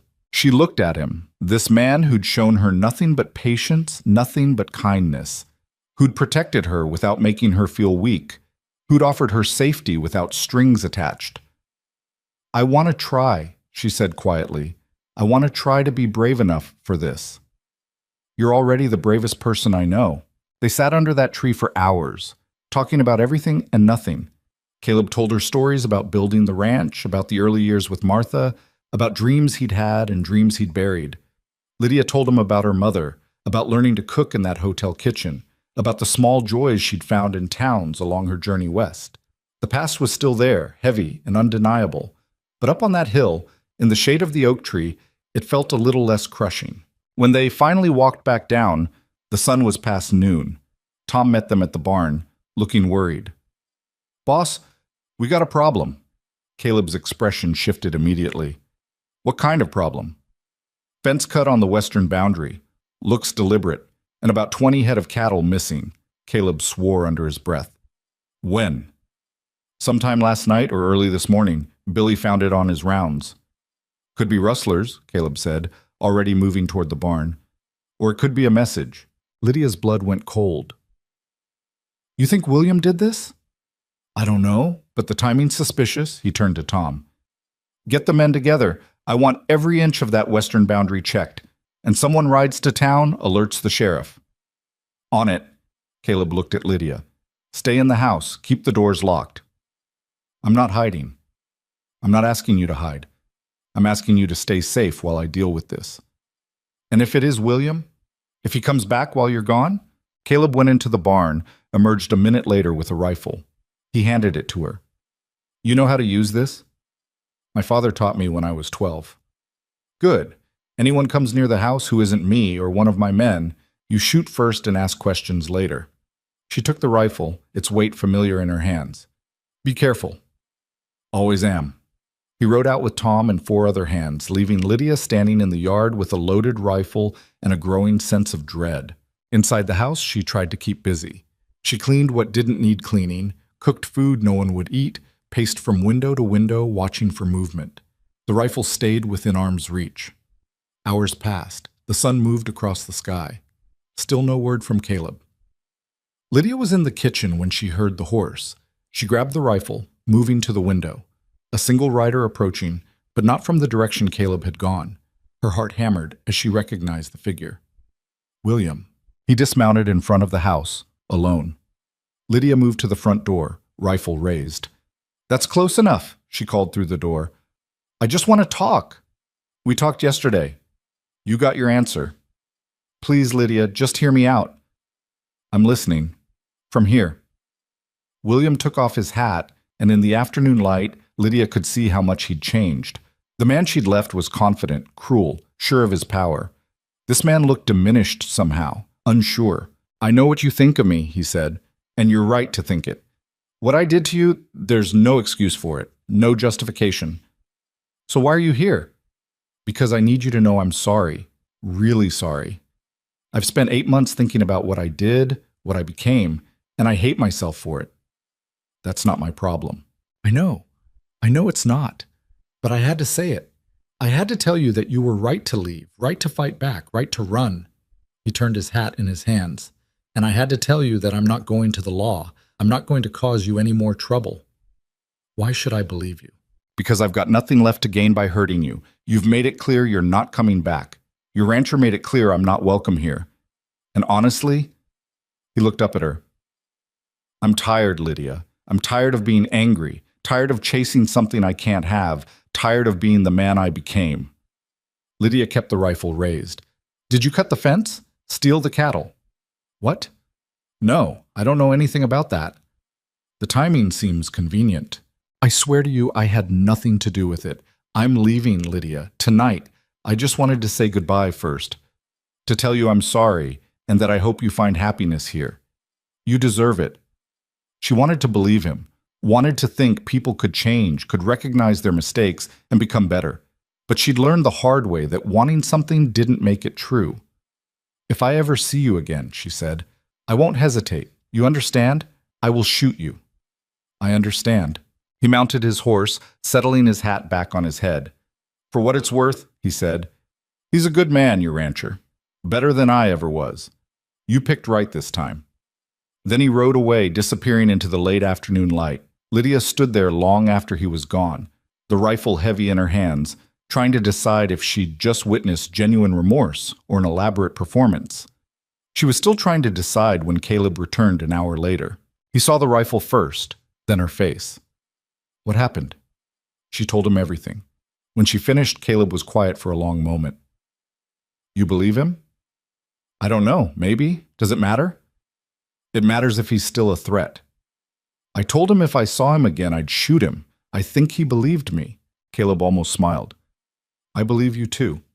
He took the rifle from her, setting it aside. We found the cattle. They'd just wandered through the cut fence, got into a ravine about 2 miles west.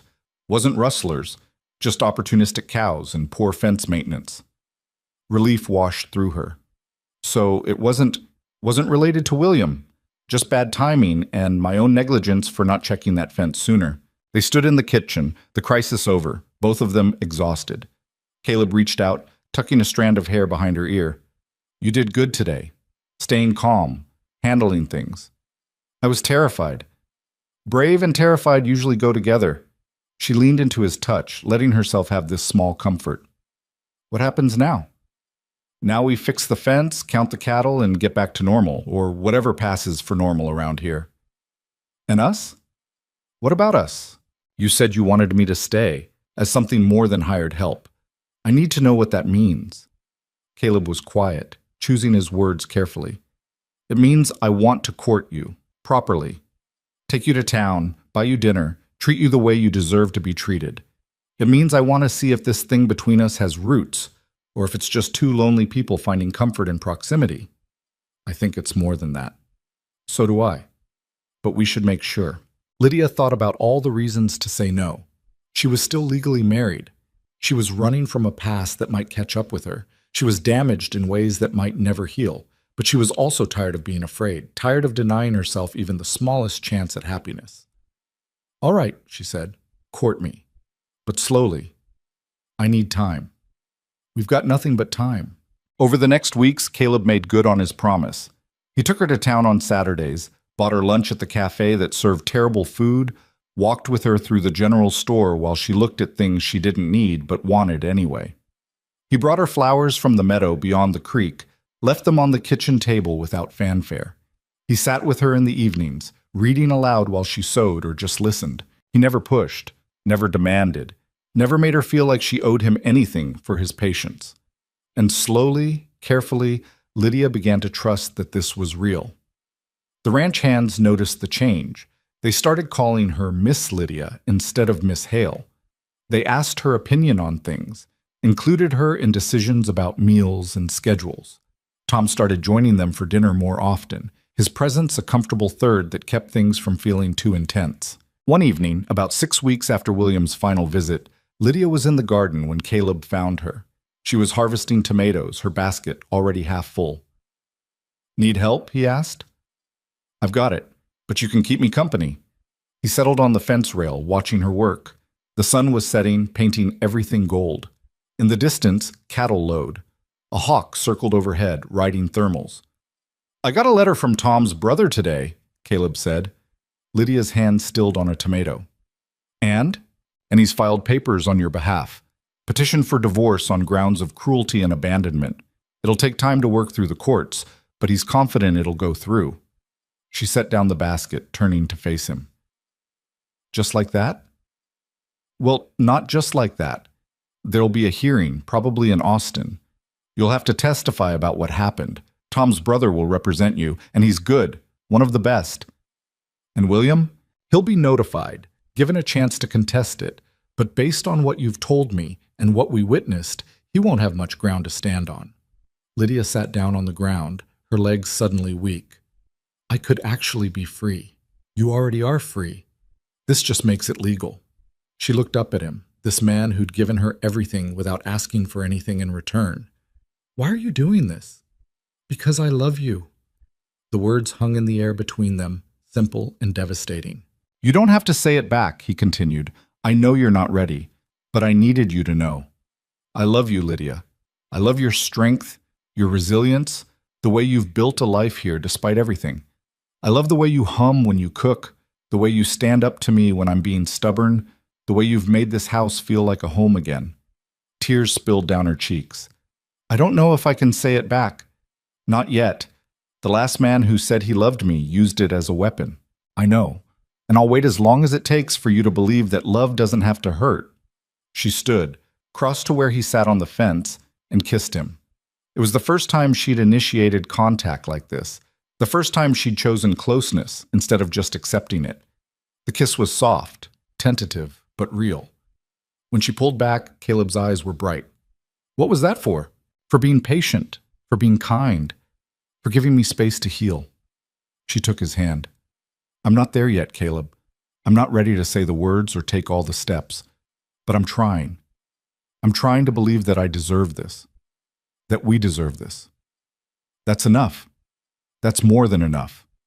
They stood in the garden as the sun finished setting, as the stars began to appear, as the world turned from day to night. Two people learning how to be whole again, one small choice at a time. The hearing was scheduled for October. Caleb accompanied Lydia to Austin, along with Tom and his brother David, the judge. The city felt overwhelming after months on the ranch. Too many people, too much noise, too much everything. William was there with his own lawyer, but he looked smaller somehow, diminished. When his eyes met Lydia's across the courtroom, there was no anger, just resignation. The hearing took 3 days. Lydia testified about the abuse, about the fear, about the night she'd fought back. Caleb testified about finding her at the ranch, about William's threats, about the man he'd seen trying to intimidate her.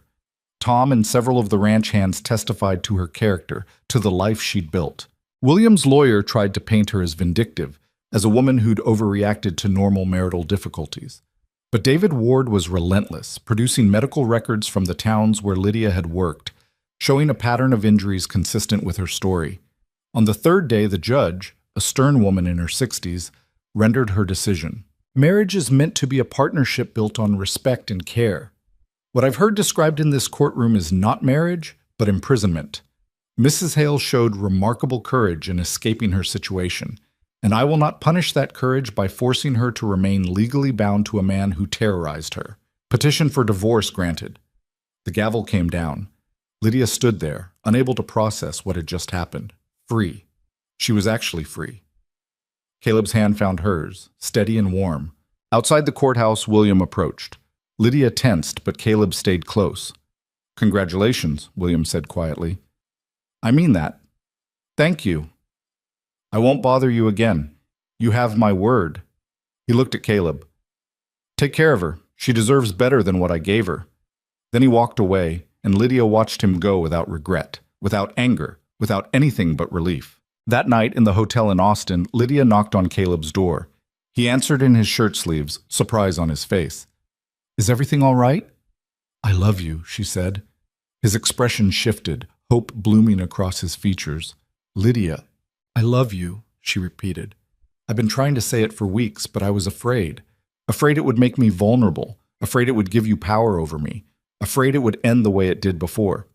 But I'm done being afraid. You've shown me that love doesn't have to hurt, that it can be gentle and patient and kind. So I'm saying it now before I lose my nerve. I love you, Caleb Ward. He pulled her into his arms, holding her like she was something precious. Say it again, he whispered. I love you. Again. I love you." He kissed her then, and it was different from the careful kisses they'd shared before. This was deeper, more certain, built on months of patience and trust and choosing each other every day. When they pulled apart, both of them were breathless. "What happens now?" Lydia asked. "Now we go home. And we build a life together. No rushing, no pressure, just us figuring it out as we go."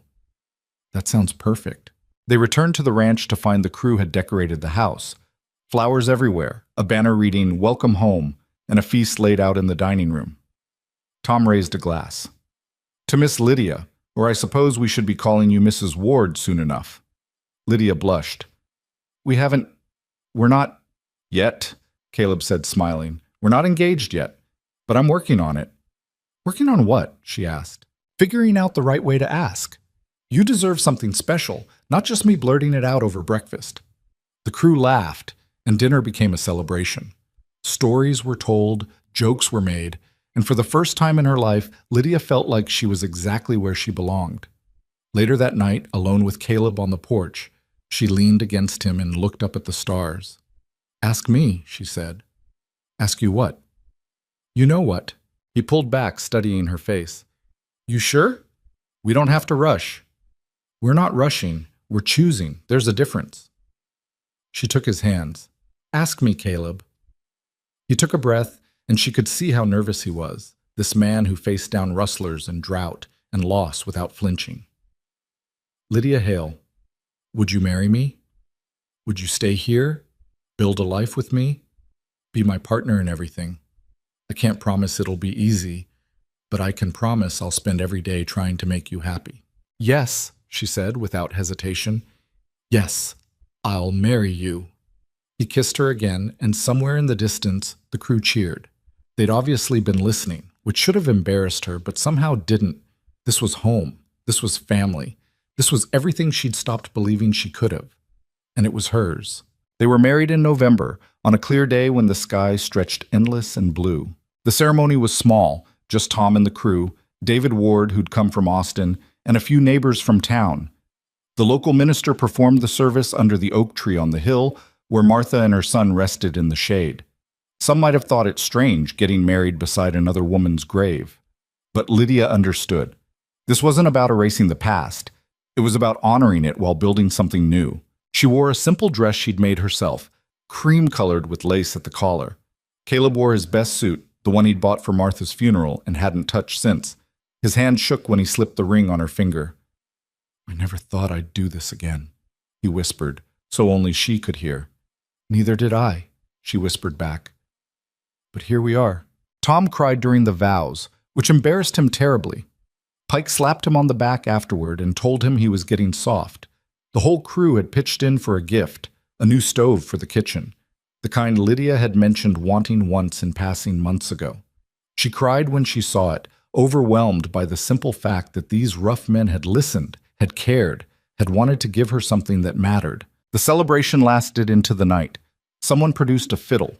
Dancing happened in the yard, messy and joyful and completely uncoordinated. Lydia danced with Caleb, with Tom, with every member of the crew until her feet hurt and she couldn't stop laughing. Later, much later, when everyone had gone to the bunkhouse or ridden home, Caleb and Lydia stood alone in the house that was now truly theirs. "You all right?" he asked. "Better than all right. I'm happy." She said it like a discovery, like she'd just learned a new word. "I didn't think I'd ever feel this again, but I do. I'm happy." He pulled her close, resting his chin on top of her head. "Good. That's all I want. For you to be happy here." "What about you?" "I'm happy too. For the first time in 10 years, I'm actually happy." They stood like that for a long moment, just breathing together, being together. Then Lydia pulled back slightly. "I should tell you something." "What?" "I'm scared. About tonight. About—" she gestured vaguely. "About what comes next." Understanding crossed his face. "We don't have to do anything. Marriage doesn't mean, I want to. I do. I'm just scared that when it happens, I'll remember. I'll remember William and what he did, and I'll ruin everything." Caleb cupped her face in his hands. "You couldn't ruin anything if you tried. And if you do remember, if it gets too much, we stop." No questions, no hurt feelings. We go at your pace, Lydia, always. She kissed him, grateful for his patience, for his understanding. I want to try. Will you help me try? I'd be honored. He led her upstairs to the bedroom they'd share now, the one he'd slept in alone for a decade. But it looked different tonight. Lydia had spent the afternoon making it theirs. Fresh linens on the bed, curtains she'd sewn. The photograph of Martha moved to a shelf where it could be seen, but not dominate. Honoring the past while building the future. It was becoming their motto. What happened next was slow, careful, full of stops and starts and whispered reassurances. There were moments when Lydia had to close her eyes and breathe through the fear, moments when muscle memory betrayed her and she flinched without meaning to. But Caleb was patient, infinitely patient, and gradually the fear loosened its grip. This was different. This was gentle. This was a choice she was making, not something being taken from her. Afterward, lying in the darkness with Caleb's arm around her and her head on his chest, Lydia felt something she hadn't felt in years. Peace. Real peace, bone deep and solid. Thank you, she whispered. For what? For waiting. For understanding. For showing me that it could be different. You don't have to thank me for that. I want to anyway. They fell asleep like that, tangled together, two broken people who'd found a way to fit their pieces around each other's jagged edges. The first winter was hard. Not because of them, they settled into marriage with surprising ease, learning each other's habits and quirks, and finding they actually liked being together. But the weather turned brutal in December, bringing snow and ice and temperatures that killed cattle and froze water in the troughs. The crew worked around the clock trying to keep the herd alive. Caleb was gone for days at a time, sleeping in line shacks on the far ranges, coming home exhausted and half-frozen. Lydia kept the house running, kept hot food ready, kept the fires burning for when the men stumbled in from the cold. On Christmas Eve, a blizzard rolled in that lasted 3 days. The world disappeared behind walls of white. Caleb was somewhere on the western range with Tom and half the crew. Lydia was alone in the house with Pike and two younger hands who'd been close enough to make it back. The second night of the storm, Pike found her standing at the window, staring into the white darkness. He'll be fine, ma'am. Boss knows this land better than anyone. I know, I just wish he was here. He wishes that too, I'd bet. But those cattle, they need him right now. Come spring, they'll be the difference between profit and loss. I understand that. Doesn't make it easier. Pike was quiet for a moment. Can I tell you something? About the boss? All right. When his wife died, he went to a dark place, real dark. There were nights we worried he wouldn't come back from wherever he rode off to. Nights we thought maybe he'd decide the pain wasn't worth continuing. Pike turned his hat in his hands. But he kept going, kept the ranch running, kept us employed, kept moving forward, even though you could see it was killing him inside. Why are you telling me this? Because you brought him back. I've seen him laugh more in the past 6 months than in the past 10 years. He's got something to live for again. Something beyond just existing. Pike looked at her. So yeah, it's hard when he's out there and you're here. But knowing you're here waiting, knowing he's got someone to come home to, that's what'll keep him safe. That's what'll bring him back. The storm broke on the third day. Caleb and the crew rode in looking like ice sculptures, half dead from exhaustion and cold. Lydia had hot baths ready, hot food, hot coffee. She got Caleb upstairs, peeled off his frozen clothes, and put him in the tub. How bad? She asked. Lost about 30 head, could have been worse. Could have lost you too. He looked up at her, saw the fear in her eyes. I'm sorry. I know it was scary. It's not about being scared, it's about realizing how much I have to lose now. She knelt beside the tub. When I was alone, I had nothing. No one. If I died, it wouldn't matter. But now I have you and this life, and all of it could disappear in a storm or an accident or just bad luck. That terrifies me. Welcome to caring about people. It's awful and wonderful in equal measure. How do you stand it? By knowing that the alternative, not caring, not loving, is worse. I tried that for 10 years, Lydia. It's not living, it's just waiting to die. She helped him from the tub, dried him off, got him into bed. He was asleep before his head hit the pillow. She lay beside him, listening to him breathe, grateful for each breath. Spring came eventually, like it always did. The snow melted, the grass greened, and the ranch came back to life. Caleb had been right. They'd lost fewer cattle than expected. The winter had been survived. But Lydia noticed changes in herself. Her monthly bleeding had stopped. Her breasts were tender. She was tired all the time, bone-tired in a way that had nothing to do with work. She knew what it meant. She just wasn't ready to admit it. 2 weeks later, unable to ignore it any longer, she told Caleb. They were in the kitchen. She was making bread, kneading dough with mechanical precision. He was at the table with paperwork. "I'm pregnant." His head snapped up. "What?" "I'm pregnant. About 3 months, I think." He stood so fast his chair fell over. "You're sure?" "As sure as I can be without a doctor." He crossed to her, flower and all, and pulled her into his arms. She could feel him shaking. "A baby," he whispered. "We're having a baby." "Are you happy or terrified?" "Both. Definitely both." He pulled back to look at her face. "What about you?" "Also both." She set down the dough, wiping her hands. "I'm scared, Caleb. What if something goes wrong? What if I can't do this?" "Then we'll face it together. Whatever happens, we face it together." But the fear was there, constant and heavy. Lydia thought about Martha, about dying in childbirth, about the baby who never breathed. She thought about her own mother, who'd survived bearing her but been weakened by it, who died of fever a few years later. Caleb noticed her withdrawing, becoming quieter, more careful with herself. "Talk to me," he said one night. "About what?" "About whatever's going on in your head. You've been distant for weeks." She was quiet for a long time, then, "I'm afraid I'm going to die. Like Martha did." Caleb pulled her close. "You're not going to die." "You can't know that." "No, but I can make sure you have the best care possible. There's a doctor in Austin, trained in the East, specializes in difficult births. I'll hire him, bring him here when the time comes." "That'll cost a fortune." "I don't care. You're worth a fortune. You're worth everything." The pregnancy progressed. Lydia's belly grew. The baby moved, little flutters at first, then proper kicks that Caleb loved to feel under his hand. The crew was protective to the point of absurdity, refusing to let her lift anything heavy, hovering whenever she was outside. In August, Tom's wife Sarah came to stay. She'd had 4 babies of her own, knew what to expect, and her calm presence steadied Lydia's nerves. The 2 women spent long afternoons together, Sarah sharing stories about birth and motherhood, Lydia soaking up every bit of knowledge she could. The pain started on a Tuesday morning, early September. Lydia was in the garden when the first contraction hit. She stood up straight, hand on her belly, breathing through it. Sarah saw from the porch. "Was that what I think it was?" "I think so." "How far apart?" "That was the first one." "Then we've got time. Let's get you inside."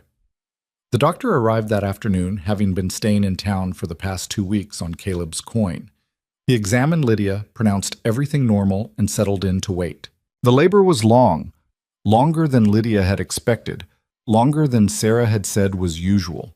The pains came in waves, each one worse than the last, until Lydia was biting down on leather to keep from screaming. Caleb stayed with her, holding her hand, wiping her forehead, whispering encouragement. The doctor had suggested he wait outside, that this wasn't a place for husbands. Caleb had told him in very clear terms that he wasn't leaving. 20 hours in, something changed. The doctor's expression shifted from calm to concerned. "What?" Caleb demanded. "What's wrong?" "The baby's turned. Breech position. I need to try to turn it, but it's going to hurt." "Do it," Lydia gasped. "Just do whatever you need to do." What followed was agony beyond anything Lydia had experienced. The doctor's hands inside her, trying to shift the baby while Sarah held her down and Caleb gripped her hand hard enough to bruise. Lydia did scream then, couldn't hold it back. "I've got it," the doctor said finally. "Head down. Now we push." An hour later, a baby's cry filled the room. "It's a girl," the doctor said, placing the bloody, squalling infant on Lydia's chest. A healthy girl.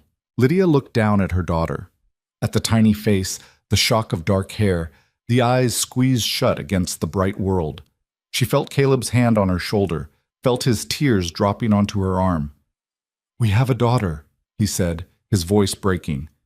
"Lydia, we have a daughter." The baby quieted at the sound of his voice, turning her head toward him. And in that moment, every fear Lydia had carried dissolved. This was what mattered, this tiny life they'd created together. They named her Anna, after Lydia's mother. Anna Ward, born September 14th, 1874, 6 pounds and fierce as a wildfire from the moment she drew breath. The ranch transformed with her arrival. The crew took turns holding her, these rough men turning gentle with an infant in their arms. Pike carved toys. Tom's wife made clothes. The whole community rallied around this new life. But it was Caleb who surprised Lydia most. He was utterly devoted to Anna, changing diapers without complaint, walking her when she cried at night, singing lullabies in his rough voice. Watching him with their daughter, Lydia felt something shift in her chest. This was healing. This was redemption. This was proof that the future didn't have to be defined by the past. Anna thrived. She grew from a tiny newborn into a sturdy baby, then a toddler who terrorized the chickens and followed her father everywhere. At 2 years old, she could already sit a horse with Caleb's help, already knew the names of all the cattle, already had the crew wrapped around her tiny finger. And she wasn't alone for long. A son came 2 years after Anna, Samuel, named for Caleb's father. Then another daughter, Rose. 3 children in 6 years, filling the house with noise and life and chaos. The ranch prospered.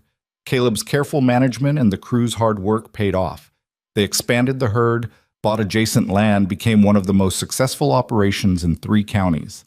The house was expanded too, more bedrooms, a proper dining room, a study where Caleb kept his books. But it was never about the money or the land or the success. It was about the life they'd built, the family they'd created from nothing but stubborn hope and the willingness to try. One evening, when Anna was 8 and Samuel was 6 and Rose was 4, Lydia stood on the porch watching Caleb teach the children to rope fence posts. Anna was competitive, determined to do it better than her brother. Samuel was patient, focused. Rose was just happy to be included. Tom joined Lydia on the porch, both of them watching the scene. "You've done good here," he said. "We've done good. All of us." "True enough. But you especially. You took a broken man and a dying ranch and brought both back to life. I was just as broken. Maybe more. Maybe. But you both chose to heal together. That's the thing people don't understand about healing. It's not about fixing yourself alone. Sometimes you need someone else to hold the broken pieces while you figure out how they fit." Lydia thought about that. About the woman who'd walked up to the gate with nothing but a bag and a past she couldn't escape.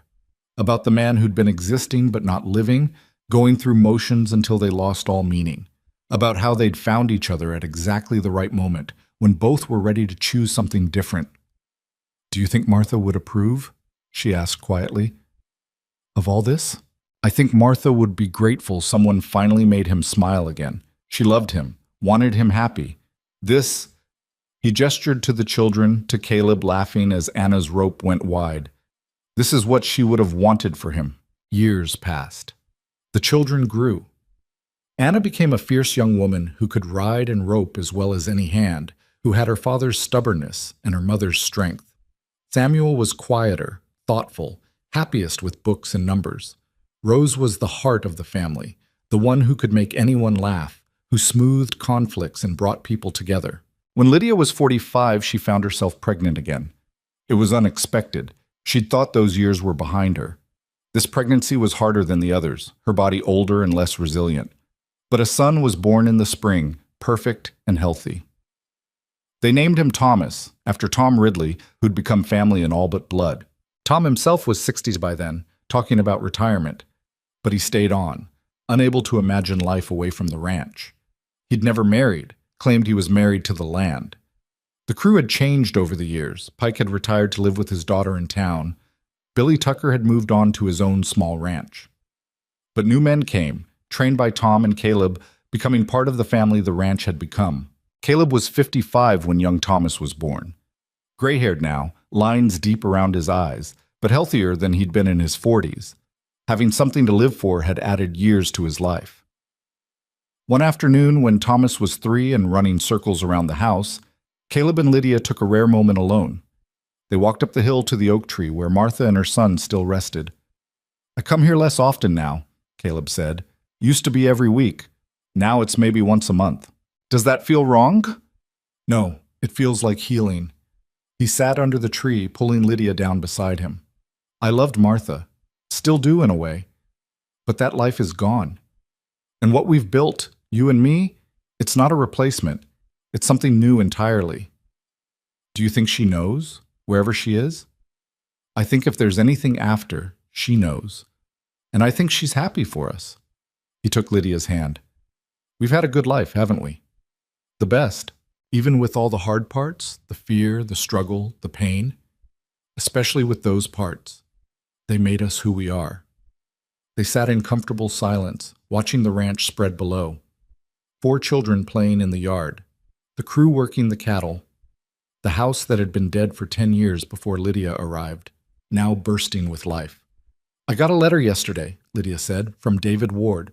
William died. Fever took him about a month ago. She waited to feel something. Relief, sadness, anger. But there was only a distant acknowledgement. William Hale was a chapter that had closed long ago.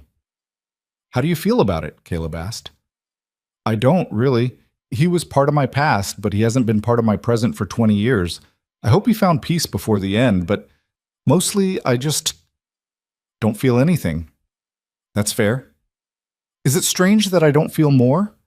He was my husband once. He was your tormentor once. You don't owe him grief. Caleb squeezed her hand. You survived him, built a beautiful life despite what he did to you. That's the best revenge there is. Winter came again, as it always did.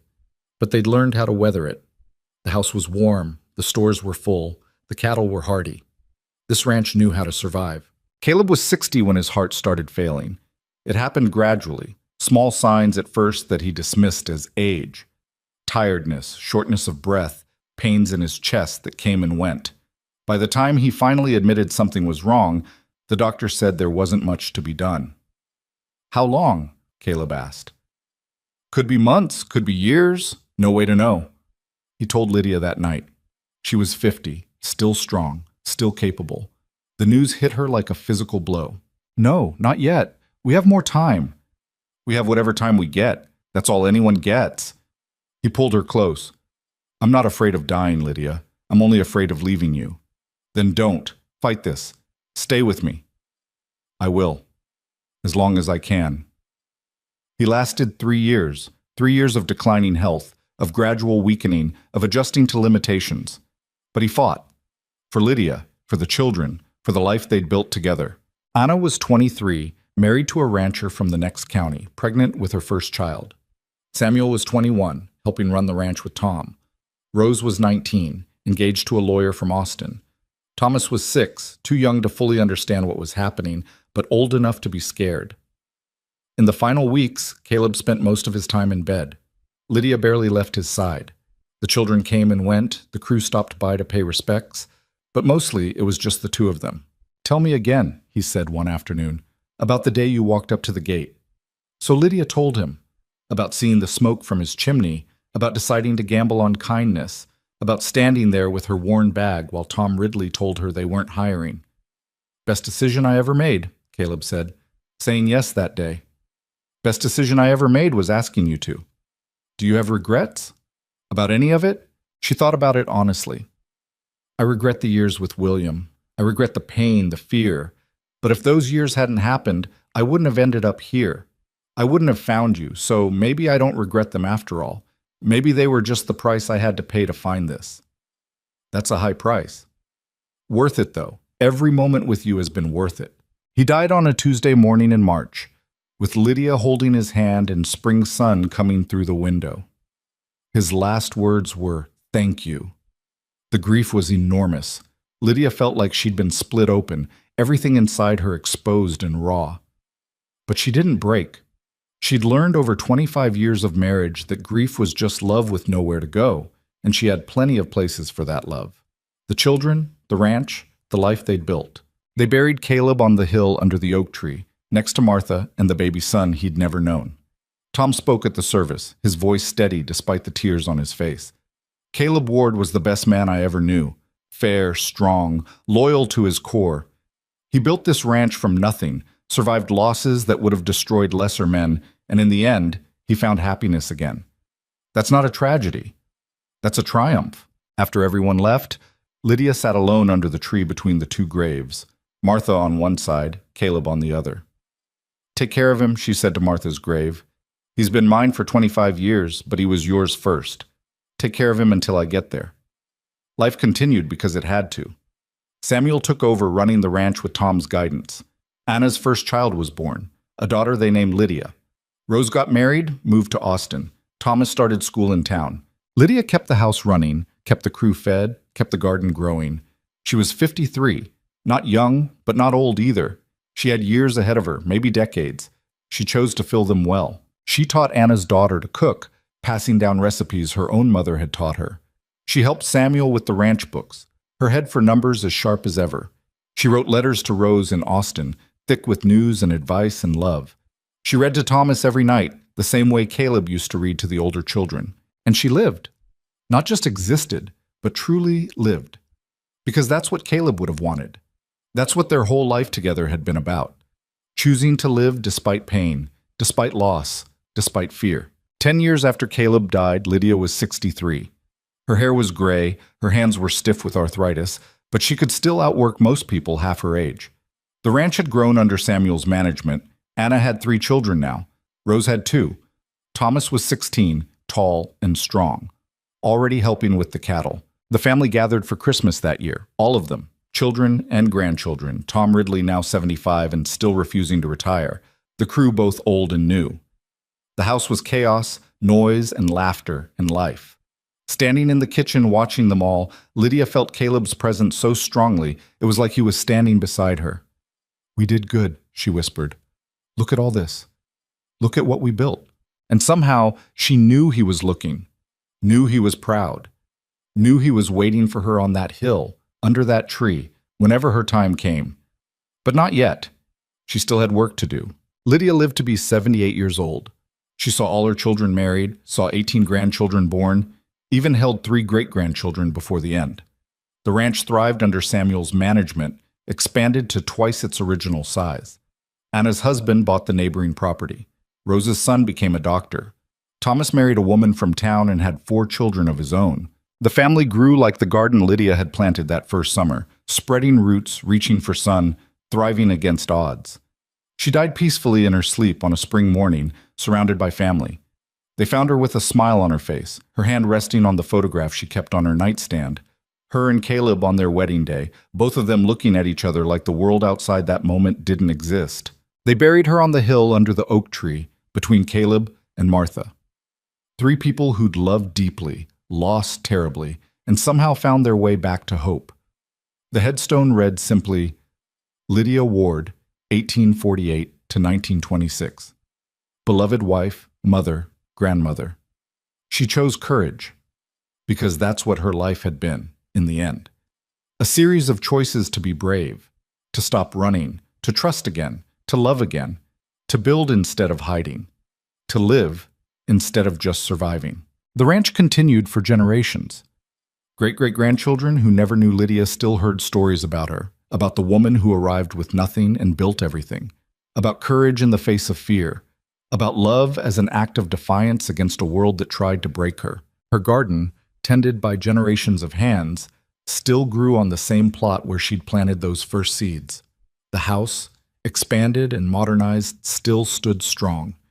And on the hill under the oak tree, 3 graves rested in the shade. 2 people who'd lost each other too soon, and one who'd arrived just in time to save a man from dying while still alive. Their story wasn't perfect. It was messy and hard and full of pain, but it was real. And in the end, maybe that's all any of us can hope for. Something real, something chosen, something built from the broken pieces we all carry. Caleb and Lydia Ward didn't have a fairy tale. They had something better. They had a life, lived fully, together, and then apart, but always connected by the choice they'd made on that first day. To say yes when it would have been easier to say no. To try when failure seemed certain. To love when love felt impossible. That was their legacy. Not the ranch, not the money, not the land, but the simple, stubborn, beautiful choice to keep going. To plant seeds and hope they grow. To build something from nothing. To survive the worst and still find reasons to smile. And maybe that's the lesson in all of this. That we're all walking up to some metaphorical gate with our worn bags and our painful pasts, hoping someone will take a chance on us. That we're all standing at windows in the dark, keeping watch over emptiness, waiting for something to fill it. The difference between surviving and living is so small sometimes. It's just the choice to stop running, the choice to stay, the choice to let someone see the broken parts and trust they won't use them as weapons.